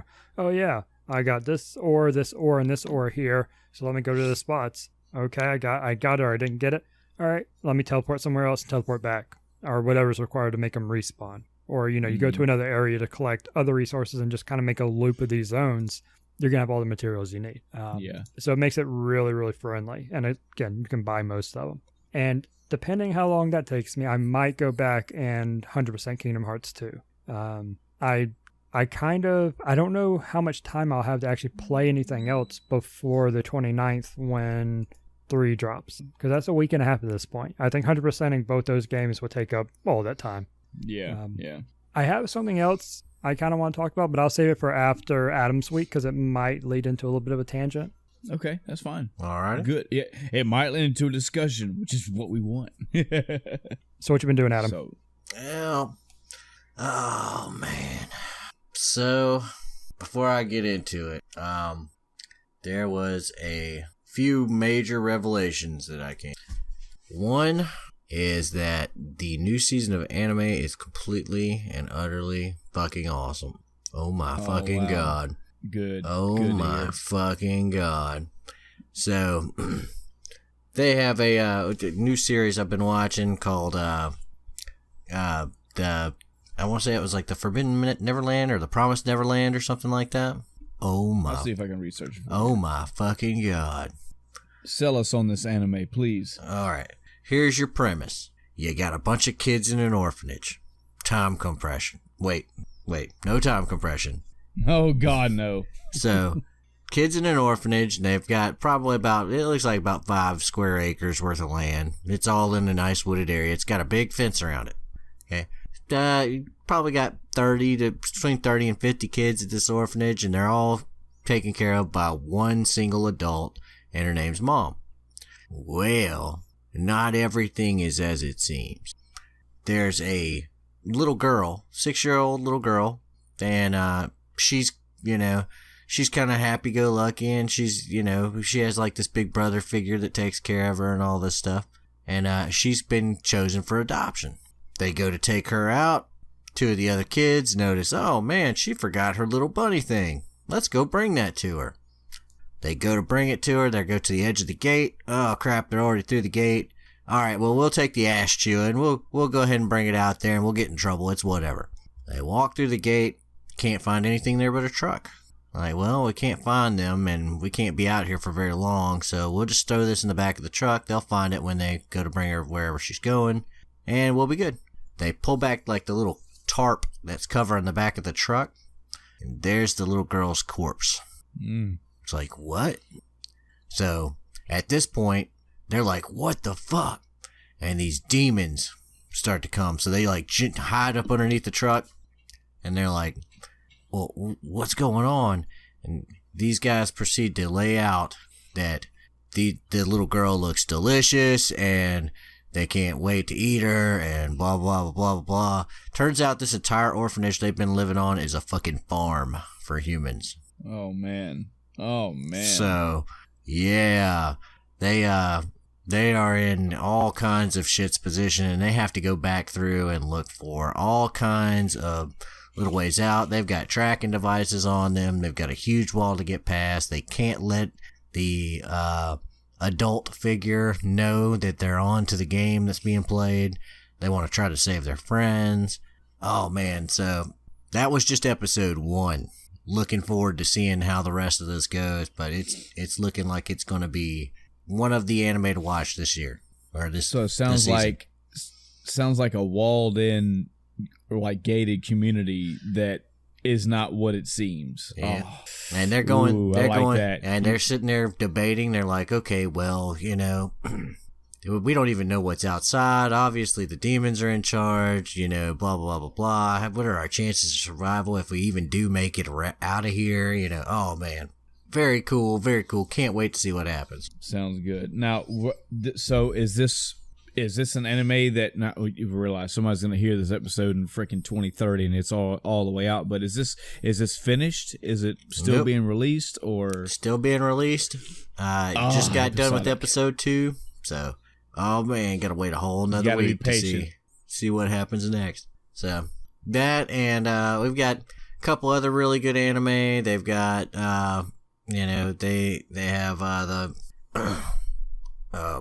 oh man, I can't even remember the name of it. There's a couple of good ones this year, but so far it's looking like a little bit less than last season, for winter, but it, still a probably 4 or 5 good titles worth of content to watch every week.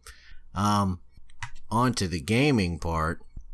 I actually put a little bit of time into Red Dead this past week. Got about, I want to say, in good 3-4 hours into the game now. Mm-hmm. And I'll tell you that I became one with my knife. And I spent most of the time just being an ass clown and doing things the wrong way, because it's how I like to play the games. I went on the little skinning mission or whatever it is. So you go on a little hunter mission and you're like, oh yeah, I killed a deer. Oh, I wasted an arrow and killed another deer that I can't even bring back because I'm an asshole. Yay. So killed all the deer, brought the deer back, went and caught the little dude. We raided that guy's camp. Now, imagine this. You've got a bunch of cowboys and they're all stealthing in on this big enemy camp or whatnot. And that leader, he looks over to his right-hand man and he says, all right, Arthur, you give the signal, we'll attack. And your right-hand man, he kind of nods at you slowly and solemnly. He's looking over at the enemy, about 20 feet away. As he leans up behind the post, he slowly puts his pistol back in his holster. Pulls out his buck knife, and with a wild look in his eyes, he just charges straight out into the middle of the enemy. And he, like, spears the dude from behind, starts stabbing him in the back of the head. The other guys are like, oh, God. He's like, what the hell are you doing, Arthur? And they open fire. Yeah. Now, repeat that 400 times. They'll call you out for being crazy. They will. Yeah. Repeat that times 400, and that's what I did. Oh, I don't like to waste bullets. So I was Arthur the Axe Murderer. I'm hoping you get like a sword or like a machete or something like that, because that's how I'm going to play the game. I just run around stabbing people. I don't know about a sword. There may be. I mean, there could be like war relics around for all I know, and I wouldn't put it past Rockstar to put something in there like that, or even like a reward. You know, some crazy shit like a katana. But I do know that you can add upgrades. I want to say it's at the gunsmith. Mm-hmm. You can take your weapons in, and you can put like a little bit more length on your gun barrel, and it gives more distance, shit like that. And I think on the knife, I don't remember if the knife has stats or not, but I know you can put. Yeah, I know you can put engravings on it and change the blade color and put a new hilt on it. And all Get that. it enchanted. I mean, so even though it may not be, you know, the fucking dagger of returning or something, at least you'll have a tricked out knife for when you go crazy. Extra D6 of fire damage never hurt nobody. Yeah. Yeah. You know, just a platinum fucking, or just a gold ass knife. Yeah. You could be that guy. So that was me, but here's the saddest part of my week. The reason I was playing Red Dead 2 is because Persona pissed me the fuck off. Oh my God. I don't like this at all. So I told you, you know, for the last couple of weeks I've done nothing but grind in mementos because it's all I really had time to do.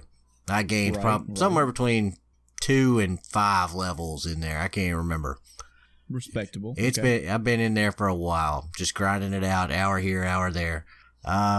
So finally go back and okay, well, time to go into the palace and show my stuff. Now I'm 5 levels above where I was, and I only lost before because some stupid stuff happened. So I'm good now. Mm-hmm. Oh man, I think I know what's about to happen. RNG, lots of it. And, there are a couple of enemies in there that can one-shot Joker, specifically Joker, and they key in on him just for, shits and giggles. And if you do not have the correct, persona equipped, they'll smack you. Well, unfortunately, it took me a couple of attempts to get to, okay, well, I'm just gonna get a thing that just nulls this. And, that's not, after nice little 30-minute go back to the save room. Oh, well, fuck, okay. I learned my lesson. I died once, RNG. Died twice, RNG. Switched to a different persona specifically to prevent the RNG from happening. And guess what happens? He does the same thing again. It's this one big attack. It hits like 400 times. Wipes the entire party but Joker.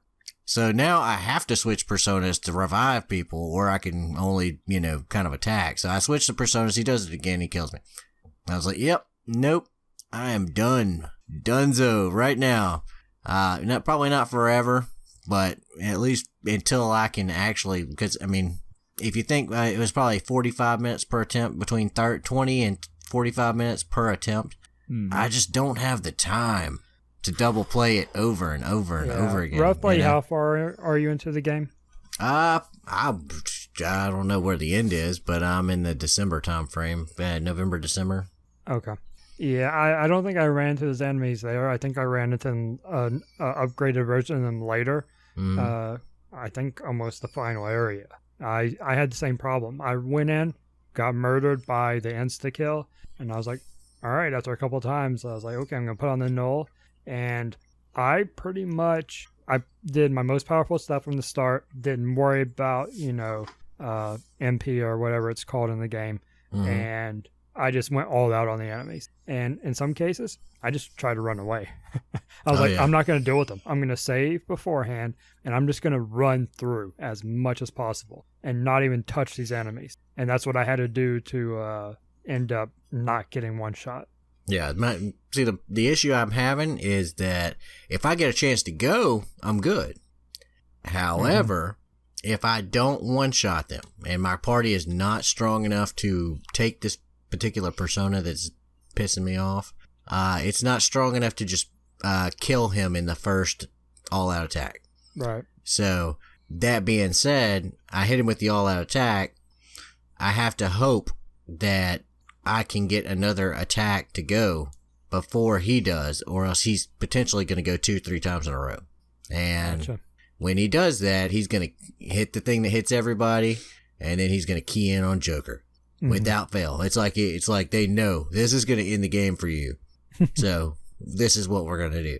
So yeah, just bad RNG. Ended up putting a bad taste in my mouth. I said, okay, I'm putting you down for right now, and I'm going to play some Red Dead. And I went around stabbing people with my knife. It was great.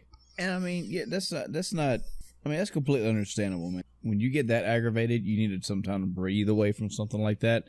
And that is an understandable thing that can happen, because you lose Joker in this game and it's over. Your party's done. Go back to wherever you saved at. There's no checkpoint system. Yeah. It's not a slight on Persona 5. It's just like, okay, I get it. It's got a little RNG in it. It hasn't really been an issue up until just now. And if I had enough time to play, it wouldn't be an issue at all. It would probably not even be worth mentioning. Yeah. But when I come back to it after a long hiatus, like, all right, man, I'm gonna make some progress today, and the entire night is wasted. No progress is made because I sat down. I had between 5 and 6 hours to play this thing. I'm gonna make some progress, and 30 minutes. All right, well, that's wasted. Do that 30 minutes over again, make 15 more. Oh, go back. That's wasted. Yep. Yep. And it's like, well, now I've lost 2.5, 3 hours, 4 hours. Yeah. It gets disheartening really fast. Yeah. So, I think that was probably my personal biggest flaw I saw in Persona 5 is you can't have insta-kill moves when you have one person that can end the game for it. Yeah. If Joker could die and be revived, totally fine with it. But the fact that he can't, big issue. Yeah, that just means that he has to be constantly on guard for things he has no counter for and no way of predicting. You meet a new persona that you've never met before, and he's like, hey, guess what? I hope you're immune to fucking electricity because I'm about to one-shot you. Oh, well, maybe you have that persona in your fucking, repertoire, but you just don't have them equipped right now because you've never seen this attack before. So, that was my week. It was full of regret and sadness and stabbing cowboys. Typical Adam. Yep. I would say if that's as worse as it gets for P5 for you, man, you'll be okay. You'll get back in, and you'll either divert around it or finally figure out what to do, but you'll muscle through it. Yeah, I don't see this as being as like a game breaker for you. I don't think it'll be. Yeah, but it's probably gonna put it on hiatus for a little while though. That's probably gonna go on ice. That's cool. You're in timeout, Persona 5. Yep. I mean, you deserved it. You deserved it. So that was my week. So, it wasn't a huge thing, but it's made me realize that until I get time to actually just go through Persona 5 and be like, I'm going to give you the attention you deserve with the time you deserve, I'm probably not going to be able to finish it out. I may switch to a different game. I'm not sure at this point. So now I'm in limbo. I'm looking for that next game. Like, okay, what am I going to actually play? Resident Evil 2 remake, obviously. Kingdom Hearts. So, in Metal Gear Solid, there was Liquid Snake and Solid Snake, right? So Kojima says, I'm bringing back the Castlevania universe, but I'm bringing Metal Gear Solid involved as well, and it'll have Dracula and his brother Uladrac, and he's I've got the recessive genes, and he's like, well, what is a man? Recessive genes. Why are we still talking about this? Liquid. Nanomachines made you Uladrac. That's right. The president is sword fighting. The president is sword fighting Dracula on the roof of Castlevania. You know, Castlevania crashed into New York City, and they're fighting right there. Yeah. Does Uladrac have a scene where he's running somewhere without his clothes on? He's grabbing his crotch. He's doing cartwheels and shit. They do have a scene where the shadows on the wall make it look like he's banging Alucard, but I mean, other than that, you know, and he's a tree frog. Oh man, I need this. We need this. Listen to us, Konami. If you didn't have this idea, you're a little bit behind the ball now. But you're talking billions here. We're talking billions. I don't even want to follow that up. But now, as I hand the mic to you, he just looks at it and falls to the floor. Yeah, great transition there. Appreciate it. Perfect. All right, so I'm kind of this is going to be interesting. So I've been thinking a lot about game world design mechanics type stuff, and I kind of got thinking, and there are separate rabbit holes in this. I don't even remember how I first got to thinking it.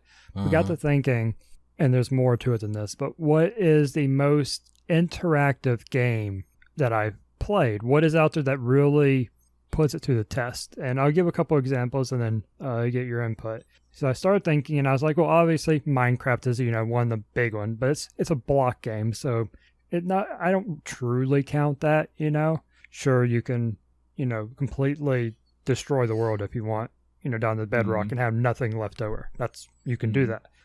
And you can build as well. You can build all this stuff up, but that's not quite what I'm looking at. And I was thinking, and I was like, well, and I didn't play it for long, but I remember Ultima Online having a lot of stuff you could do with building or houses and furniture and all this stuff. But I was like, that's too long ago. I don't remember everything about it. I don't think it quite got to what I wanted or was thinking of in this. I'm like, I think maybe most recently 7 Days to Die. It's a survival game. You can't build everything, but pretty much everything is interactive in some way. You can destroy anything that exists. You can dig through the earth. So you can actually, shift terrain around. But again, it's a survival game, and you can't build everything you can destroy. You don't have that full level of customization. So I kind of posed the question to you guys: what is the most interactive game world or game, or kind of what I'm describing that you've seen? Well, what do you actually mean by interactive? Like, is it like do you mean like the world is the most interactive? Do you mean you have like the most interactive character choices, story choices? Like, how do you define interaction? Yeah, this is purely world focused. Like another game that I know you're familiar with because you kind of got me to at least try it at one point, talking about it. Kenshi. You have this wide world of characters and places and things to do, but it does lack in some areas. You can build these cities, but you don't have the minute control over the buildings you can build and stuff like that. You can't design your own buildings. Yeah, exactly. And you do have a pretty good amount of control over the layout of the inside, but yeah. As far as details go, Kenshi's pretty far up there. Maybe not the most as far as plot goes. Maybe not the most as far as actual mechanics go. Like the mechanics are pretty tame, even though they're mildly there. God, that's a good question. Most interactive game. Because I was thinking, and I think watching someone play Kenshi is kind of what stemmed this too. But I was thinking, man, what if there was a game, and I gave a couple examples, but they're not quite what I'm looking for, but like, what if everything you could see in a game had some form of interaction? You could completely change the way this place looked. You have a small village, but you can make it a field with nothing there. No people, no buildings, nothing. Now, there would be ramifications, if you have the right mechanics in as well, dealing with people. You raise their houses. Now the people are angry and stuff, and you have to fend them off, and, as far as the most interactive game that I can think of is D&D. But if we're talking video games, it would be something like something that kind of takes those same base mechanics, like a Harvest Moon or a as far as like world mechanics go, I think those are usually the most robust.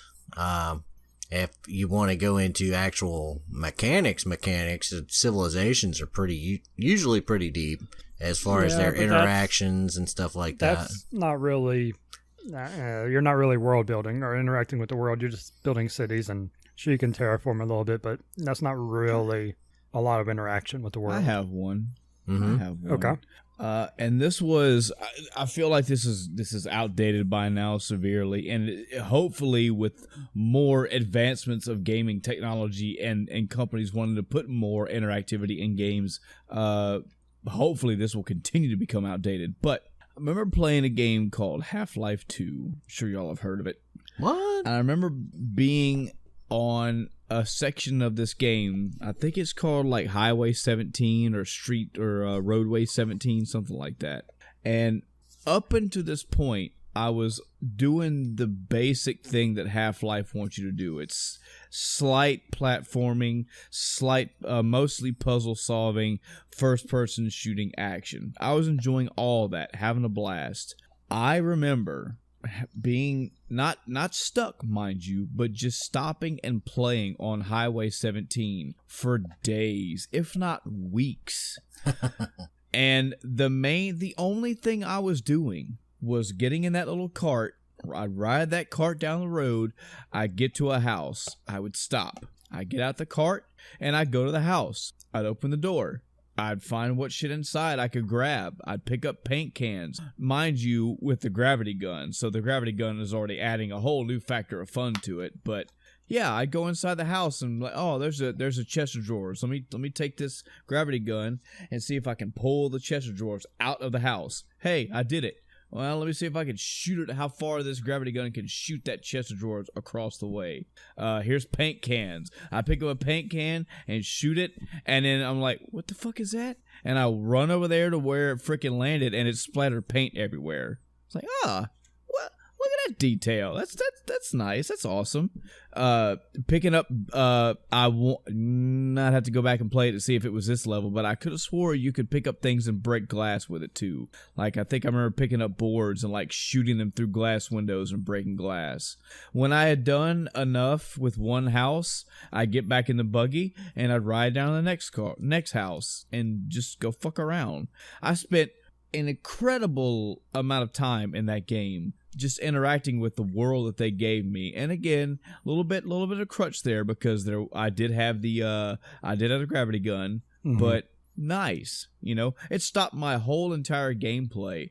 And it actually happened again later on when I went to Ravenholm. Yes, I know we don't go to Ravenholm, but you do go to Ravenholm, and it was, hey, you could shoot people. I think they took your guns and they kind of forced you to use stuff around you. And you walk in this room and there's nothing but freaking saw blades all over the place. Oh, hell yeah, I bet you can cut some shit with these. Yeah, you cut people in half. Awesome. Again, this is a fairly older game in the terms of interactivity, but one of the first times that I got to interact with things, and so much that it took me out of the game, and I enjoyed it. I loved it. Yeah. As far as story, Chris, and I think Adam, you could poach in on this. Witcher 3, maybe? Witcher 3 has a lot of interactivity as far as story goes. Both direct and indirect.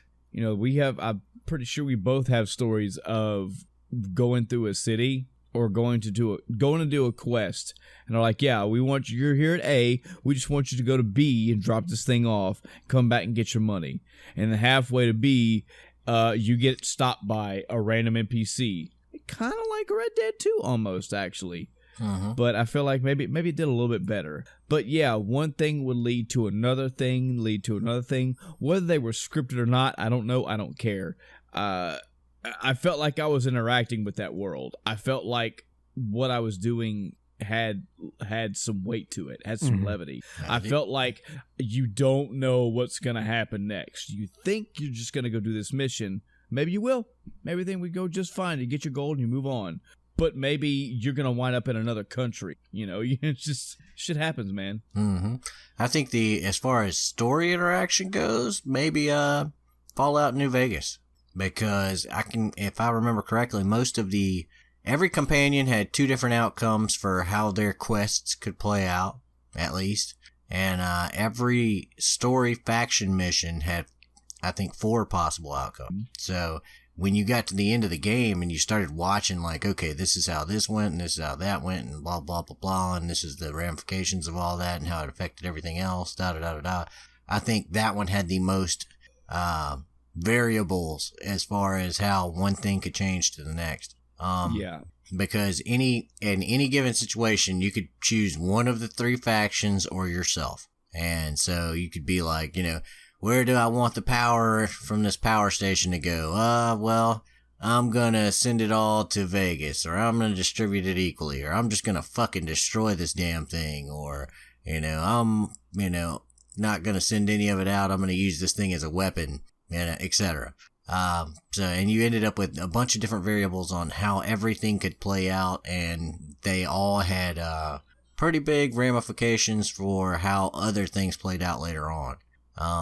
Yeah, I think if we're looking at the strings of games, and I realize this is sometimes going to lead to a bad thing because you don't want to look at the numbers, you want to look at the colors.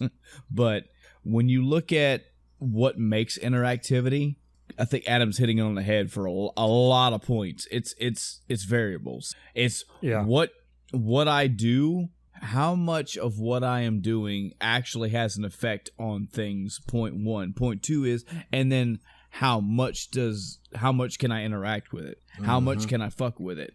I think a good example of this for the story stuff, Chris, as well, given variables, is a game I think you played, was Detroit.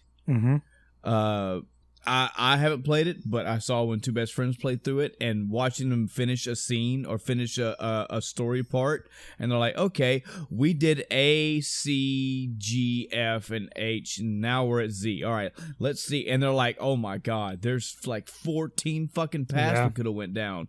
We could have took a left at this damn thing right here and looked in this trash can, and that would have taken us to a whole different story part than what we did. Yep. That's awesome. That is what I'm hoping Cyberpunk 2077 is going to bring us. I hope it's going to have that level of, say, narrative interactivity or story interactivity. Yeah, I think my big thing when it comes to interactivity is that we don't have a good mix of both. We have a lot of games that have good world interactivity. You can build and destroy and interact with, lots of items, but maybe not all of them. I would like to see all of them, but also, as you manipulate the world, like I said, you interact with people, you interact with animals and places and, all these other things. Like Detroit, so many decision points have such a huge impact. Okay, we'll combine that with world building and, like Adam mentioned, D&D. Like, if you're thinking about a game like Pathfinder and other games like that, the isometric CRPGs and stuff, they often have some aspect of the interactivity where you have all these NPCs, you make choices, and your choices have ramifications. You have factions and all these things. All these decisions matter. But there's not really a good mix of the two. The thing about it is if you look at it from a behind the curtain perspective, every time you add another variable, you increase exponentially the amount of work that is required.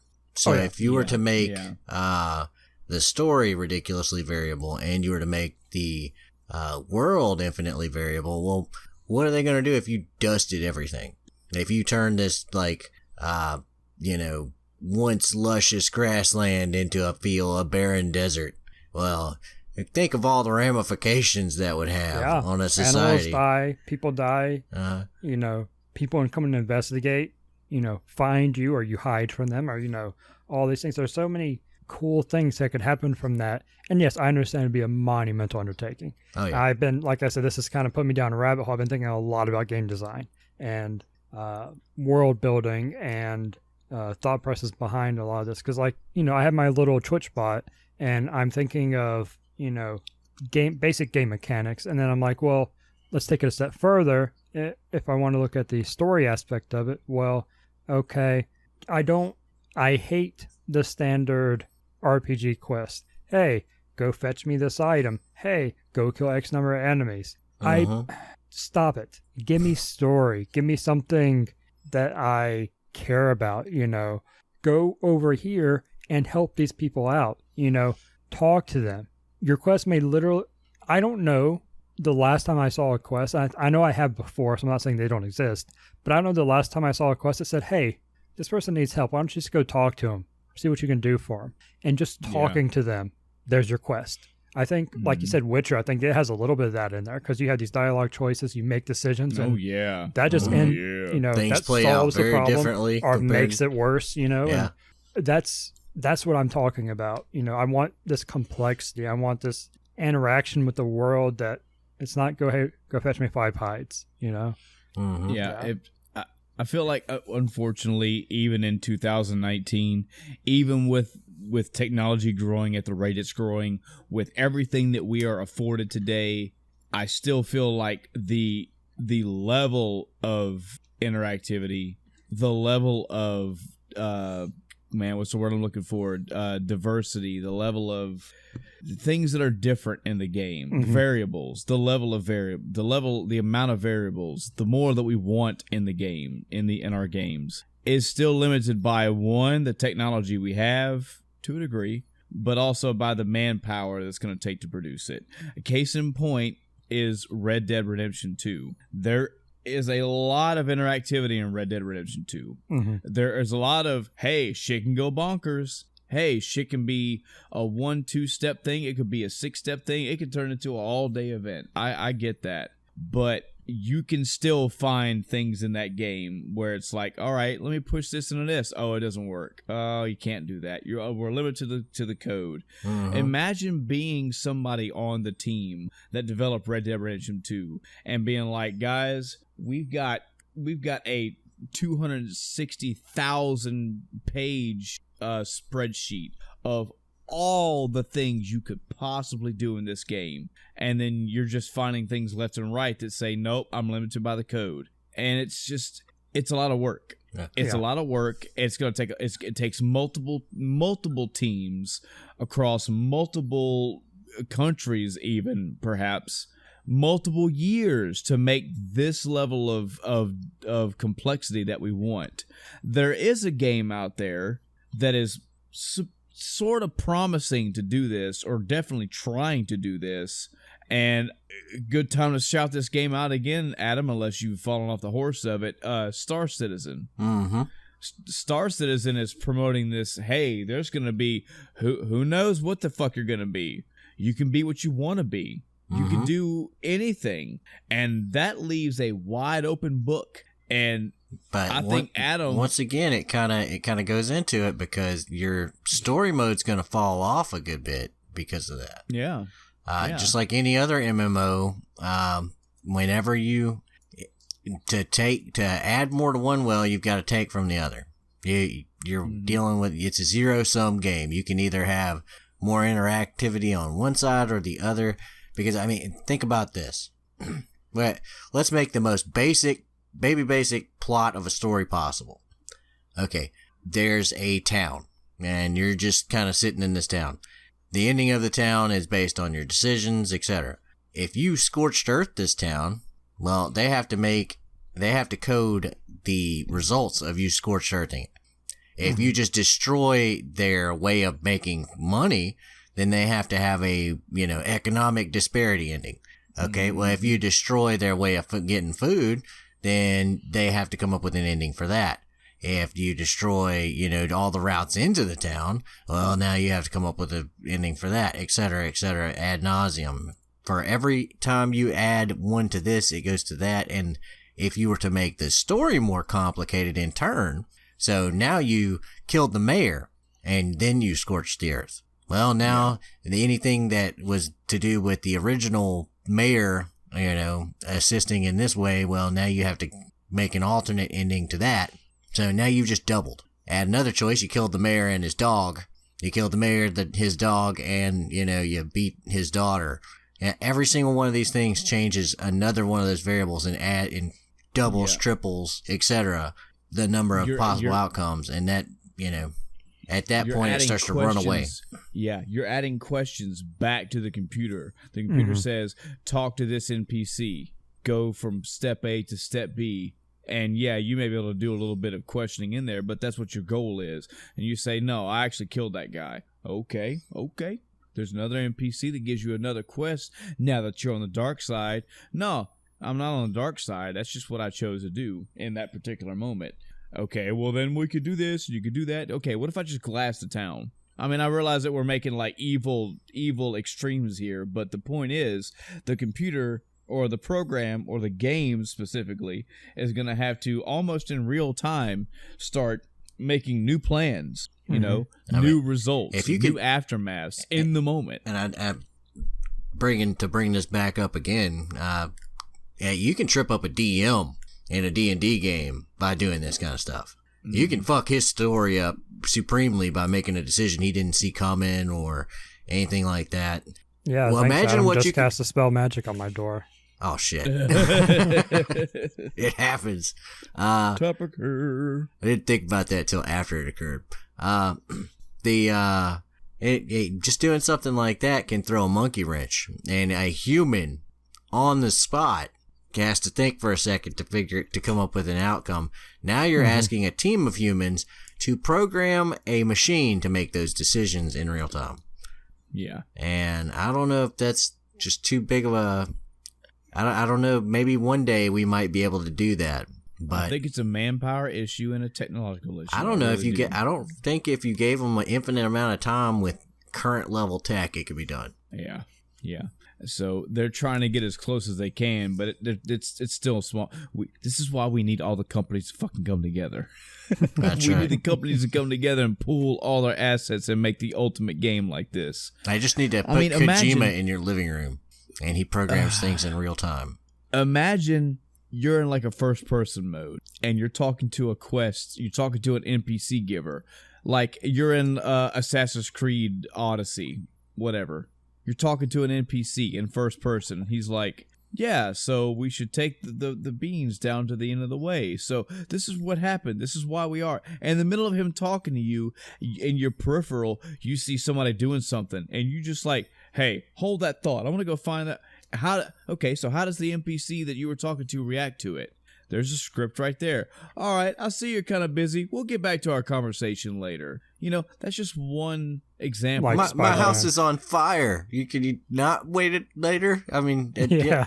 Et cetera, ad nauseum. And at that point, the stuff just runs away.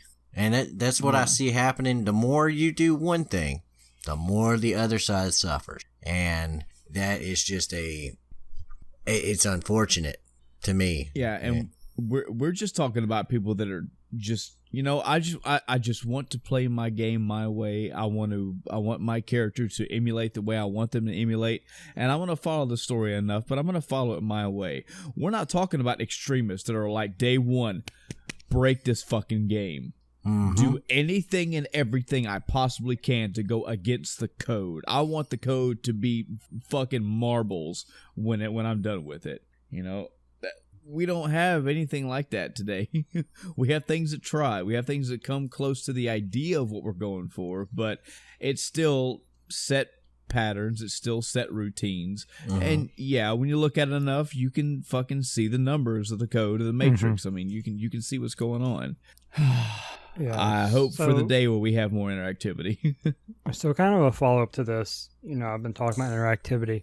I was really again, as I got on this rabbit hole thinking about all the game stuff that, I'd like to see, and I'd like to even write, because I like doing my little amateur coding.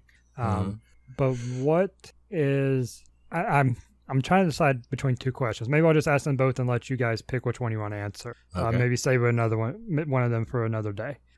Here's the first question. What is one feature in games that you would either like to see or like to see improve? The second question is, if you could make a game, what type of game would you make? I can do either, so I'll let you choose.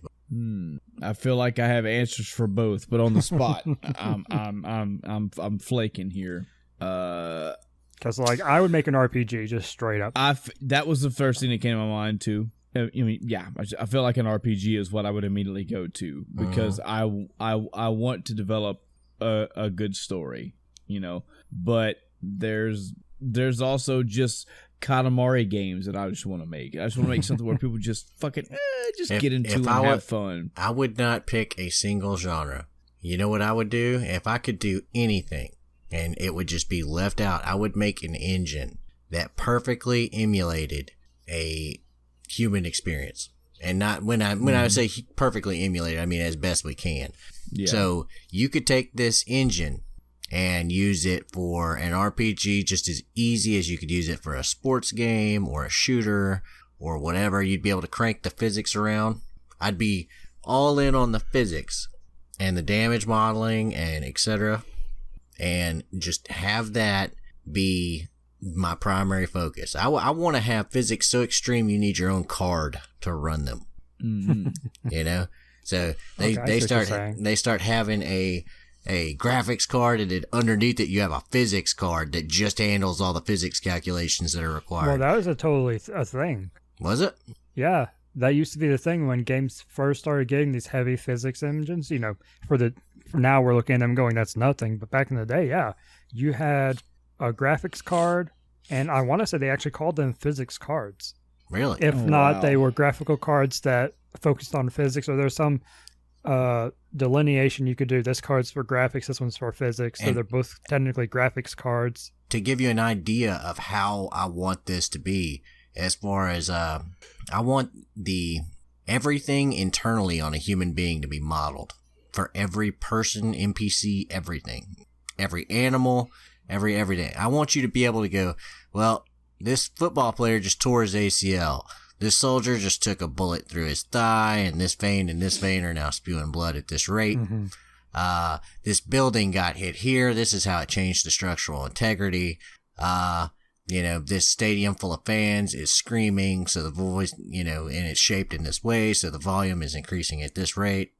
All these kind of things, I want to see modeled in one engine to where it could be easily turned around. It could just as easily be an action game as it could be a sports game or an RPG or whatever, what have you. And just have everybody kind of collectively keep adding to it. Kind of like in Unity or a Unreal type thing, and people just make games out of it. Yeah. To where, you have, people play a flight sim. And now, they're using this hyper-realistic physics model and damage modeling for the aircraft and all this kind of stuff, So you're oxygen effects. Yeah, stuff like that. Altitude effects. The way fire spreads is realistic. So, you get hit with a incendiary round in this specific location. Well, these wires catch fire and they spread to the fuel tanks, and it causes this chain reaction of other event. Yeah. So, and then you go to the Old West and you have like a lantern fall over in the back of a covered wagon, and it spreads in a completely different way. I can see like the PlayStation commercial for this, like in my head as you're describing all these. Mm-hmm. And that if I was to have the ability to create one thing, I think that would be the most awesome, lasting thing to ever leave, because you could tone down. You could have like a setting in there for Hollywood physics. You could have a setting in there for super realistic. You could turn off things that you don't need. They'd be like a list of check boxes. Yeah. So you're making a flight sim. You're making a flight sim. You don't need to model this dude's heartbeat, or do you? Well, I mean, you would. You know, well, I'm as far as like his ligaments and stuff like that are maybe not so important. You don't want the guy pulling his fucking hand while he's doing G's or whatever. But or would you? Or would you? And see, that's the question that every developer would be asking themselves, and they'd be making these decisions. And I think it's interesting to have them make those kind of decisions because I want to see what comes of it. You know what I mean? Yeah. And I think that would be awesome. I don't know if it'll ever be done. I would just if I could just keep the damage model, I'd be happy. But the rest of the physics would be awesome. Totally awesome. I think that the more we model the physics and the more accurately modeled the physics get, as long as everything, when you look at Red Dead 2, those people are hollow on the inside. Yeah. Not figuratively, but literally. Yeah, but just the way that the way they're coded and designed in the game. Yeah, wire models. Yeah, they're an empty thing with a skin around it. They don't really have weight. They don't really have that. They fall in the way they fall, and it may be dynamically, but every once in a while you'll see the dude's neck like extend out into space or something like some weird graphical error will happen. Well, if that happens in the Crazy Engine, I want to see like the dude's neck snap and all the bones break and all that kind of stuff, Yeah. Imagine the bugs in an engine like that. The neck character just randomly and dies, going everywhere. Your guy dies just happened? because like some veins got stretched or something like that when he fell. People just randomly stub your die. toe and it's just a chain reaction. Oh man, I can imagine some like utterly awful like that. At times that would get that'd be one of the things they had to watch out for is like how much realism do you really really want? Because this guy fucking kills himself because he slammed into a wall going just a little bit too fast, and it was like a freak accident. He fell off a ladder. Yeah. He tripped in a hole and died. Yeah, I feel like this would have to be the universe's ultimate sandbox game. Because think about it. If you play a game where, like all the scenarios that you mentioned earlier, you could just whether they do it in a game way or not, like, you're in a fucking Animus situation or you just have the ability to travel time. I don't fucking know. But imagine so we're already at one level of impossibility thinking about you as a person having complete and total agency over everything at any given second. Now imagine doing that across other, you can also do this through time, if you want to travel back, yada, yada, yada. Mm-hmm. How much of this, this is why I'm saying it, I'm making the argument this possibly should and could only be a sandbox, because how in the fuck do you create the story around it? I think the story is just the game. The story is whatever you make of it. Mm-hmm. But it's really hard to have a strong, tied up in a neat bow narrative over all that. Yeah, like because a Kenshi. Because the game does not know where the fuck you're going. The game doesn't know what you're doing. The game doesn't know what you're gonna do next, and it doesn't have. I'm sorry, the big bad that I was bringing up. You actually went 3 years in the future and burned him to death. So I guess I can make a new baddie. Like we don't have this technology yet. Our ideas are. I can see them doing something like Skyrim where they have people marked as essential, maybe buildings marked as essential. They just click a box while they're making something and make a thing immortal or whatever. Mm-hmm. And that would be immersion breaking, but it would keep people from murdering their story. Well, you could do it in a way that would basically not necessarily break immersion, but prevent the character from even being able to reach that point. Maybe they're never powerful enough to take on these people. Mm-hmm. These are the biggest, baddest soldiers, police, whatever time frame you want to use and setting you want to use.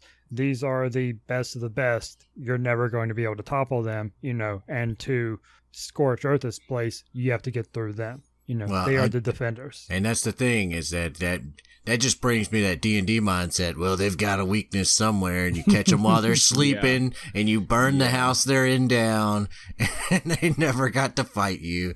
For all our listeners, Adam does exactly what he's describing now. He will take your campaign and he will do everything he can to not be what you wanted to happen. Damn. Which is good. Keeps the DM on their toes, Damn. Oh man. But I like to think outside the box, or at least I try to. But one of the major things I found was, if you don't have very good odds, and this applies to D&D as well as other games, if I will cheat the shit out of something if I can't beat it. That's my motto. Mm-hmm. If you can't beat it, cheat it. Then so it doesn't matter if it's a super powerful fighter in D&D or these boss mobs in this hypothetical game. I would find a way to circumvent that. But there is a way to circumvent me circumventing it, and that's to take the player agency away. Say you enter this certain town or whatever, and all of a sudden, you go to equip your Molotov cocktail and it says use of weapons, carrying weapons is prohibited, Then your character mentally blocks the player from taking said actions. Now, that doesn't stop you from ramming a lantern and watching the fire proliferate through the town. So you've got to have more in place than just that, but that's a good start, That it made me think, breaking or destroying a place, you destroy it, but then you come back, say a week in game time. Mm-hmm. And there are new foundations being laid, a couple people, workers there. You come back a week later, you've got, smaller buildings are being finished up, and you got bigger buildings in construction. You can see framework, the wood and frames and all that in place. Mm-hmm. And you keep coming back, and it keeps growing back until eventually it gets back to where it was. New residents move in, the chain of command and the powers, the authority structure is all back in place. And then you just do it again. Nope. Then you just, this time you try, instead of destroying the world by fire, you decide to flood it out and see how that changes everything. Yes. The next time you bring like a swarm of wild animals, and the next time you just cut power and see how they scrap it out. Yeah. Yeah. I actually struggled today to make myself go back and play some more Kingdom Hearts 2. Not because I didn't want to, but because this game design bug has bit me. So I started working more on my D&D world building and stuff, and thinking more about, video game code. And the other day I was looking on the Unity store at all their little modules you can get, because the Unity store is great. You can get modules for just about every part of a game you want. You could build a game with nothing but almost free or fairly cheap pieces, put them together, and hey, you have a basic RPG. You just fill in your text box, blanks for dialogue. You've got a game. So, man, I want to make a game. I feel like another thing that you're going to need, instead of just one physics engine, I think you need 3 engines. You need a chaos engine, you need a chaos check engine, and then you need a story keep up engine. Because you need the engine there to handle all the weird shit you're doing. You need another one there to go, all right, well, you can do it, but you can't do it to everything, and I'm here to sweep up what you did wrong. And then the big one's the one going, I'm the one giving you life through all this. I think I'm giving you meaning and purpose throughout all this shit you're doing. I think it would be the easiest to do if somebody modeled actual reality, because you have reality as a basis for all this. You just modeled that in one team with no idea for a game, no concept for any of it. Just comes up and makes a template for how to do this. If you want to make a dragon, then model the inside of the dragon yourself. We're not putting a dragon in this game engine, but we make it to where it's very easy for you to figure out how you want to do it. There's no saber-toothed tigers, but if you want one, you can make one. It's real easy. Or at least it's something a programmer or a team of programmers could do. But as long as you focus on just the physics of it and nothing else, no story, no nothing, this is not a game, this is an engine, then it's doable, and it takes an entire section of, it takes an entire section of work away from the game designer. Because now he doesn't have to worry about any of that. Now he's just got to worry about, okay, well, I want to tell a good story, and I don't want these things to happen. So let me go around, uncheck that, uncheck this, uncheck that. and, pick the presets I want and then modify those, customize them how I want them to be, etc. And like you were saying, there's like 4 or 5 different things, but over time, you start out with just the physics and you get that perfect, and where people can add things and, patches come out and update it. Then maybe somebody comes along and comes up with an AI script that works in every scenario. Wow. And they use that, and suddenly it works just as well for the new Madden game as it does for Kingdom Hearts. Yeah. It's definitely a good question you posed to the council, Chris. I gotta say, yeah. At the end of the day, interactivity is something that we all want. Even if you don't know you want it, trust me, you want it. Because when you get in those games that have even a little bit, again, just using Red Dead as an example, there are moments in that game that are just, I just wonder if, and then you get an answer. Yep. And I feel that's something that gamers enjoy. Whether it's a puzzle game or an RPG, anytime that something's put in front of us and it's like A, B, or C, you're like, you know what? Just want to see what happens if I touch D. And you touch that one and it goes, oh, well, hey, I'm still on the right path, but yeah, I didn't know I could do that. I was wondering what would happen if I would have pushed that or moved that or questioned that or talked to that person. Yeah, the more of that you have, the better off you are in the gaming world, and hopefully more companies will get in line with that. Again, I have high hopes for Cyberpunk 2077 outside of the fact of it being, hopefully a damn near 1-to-1 faithful translation of the game, because I haven't played the game. I'm looking at it from what I see. I look at it from I'm seeing that scene or that trailer where it's like quick cut to one thing to another thing to another thing, and at any point I'm hoping I can interact with those. At any point I hope I can go to a section of the map and see something going on, and then walk 40 steps and see something else completely different. That's some immersion. That's some interactivity. That's some variety that we need, because I would have no problem in that game fucking off if that's what it came down to. I wouldn't be like this Red Dead situation where I'm striving to get the story because I need that payoff. This is more like I kind of feel like I've seen the majority of what you're giving me, and okay, cool, I need something more. We all want more. And when interactivity comes into play, we definitely want more.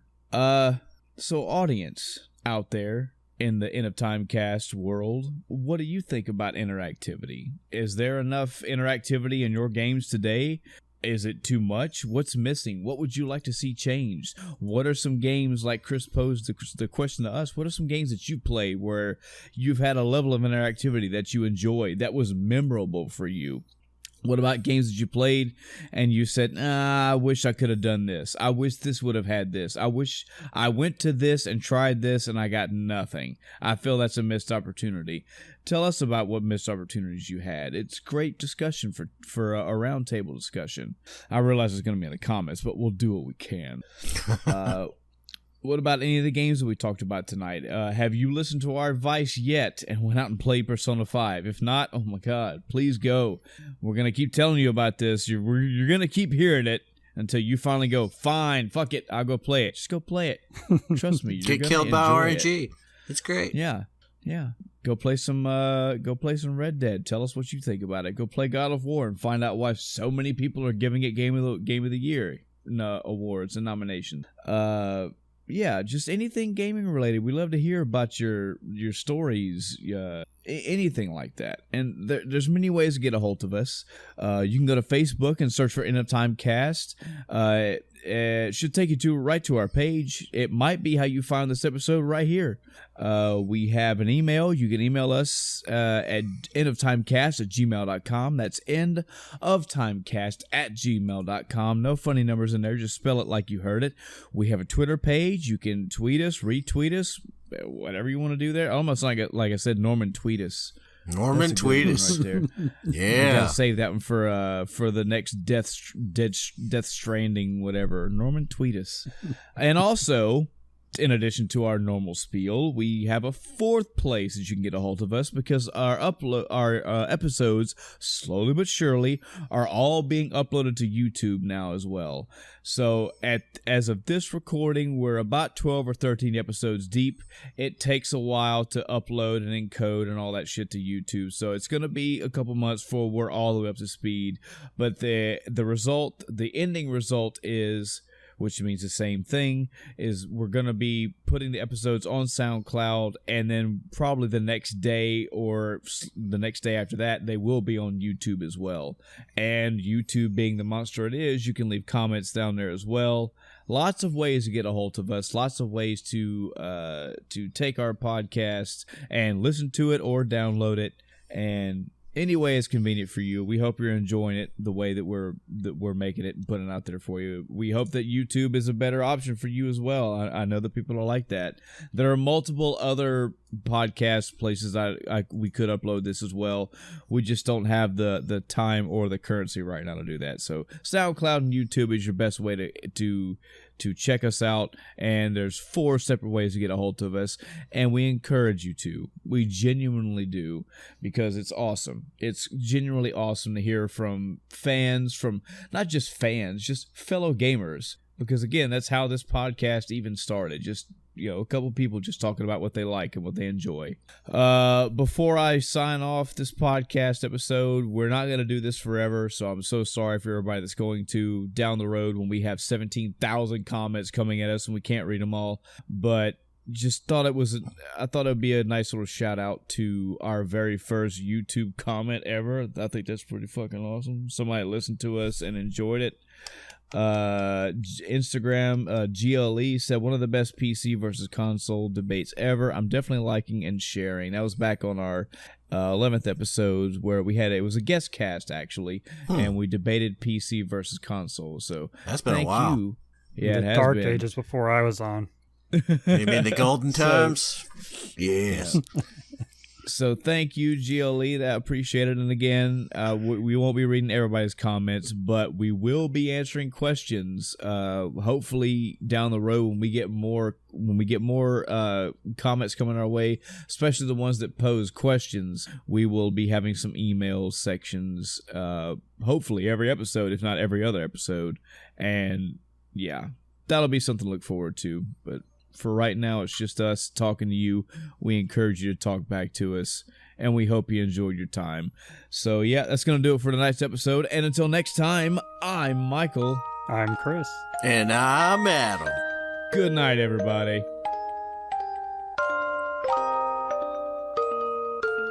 Bitches.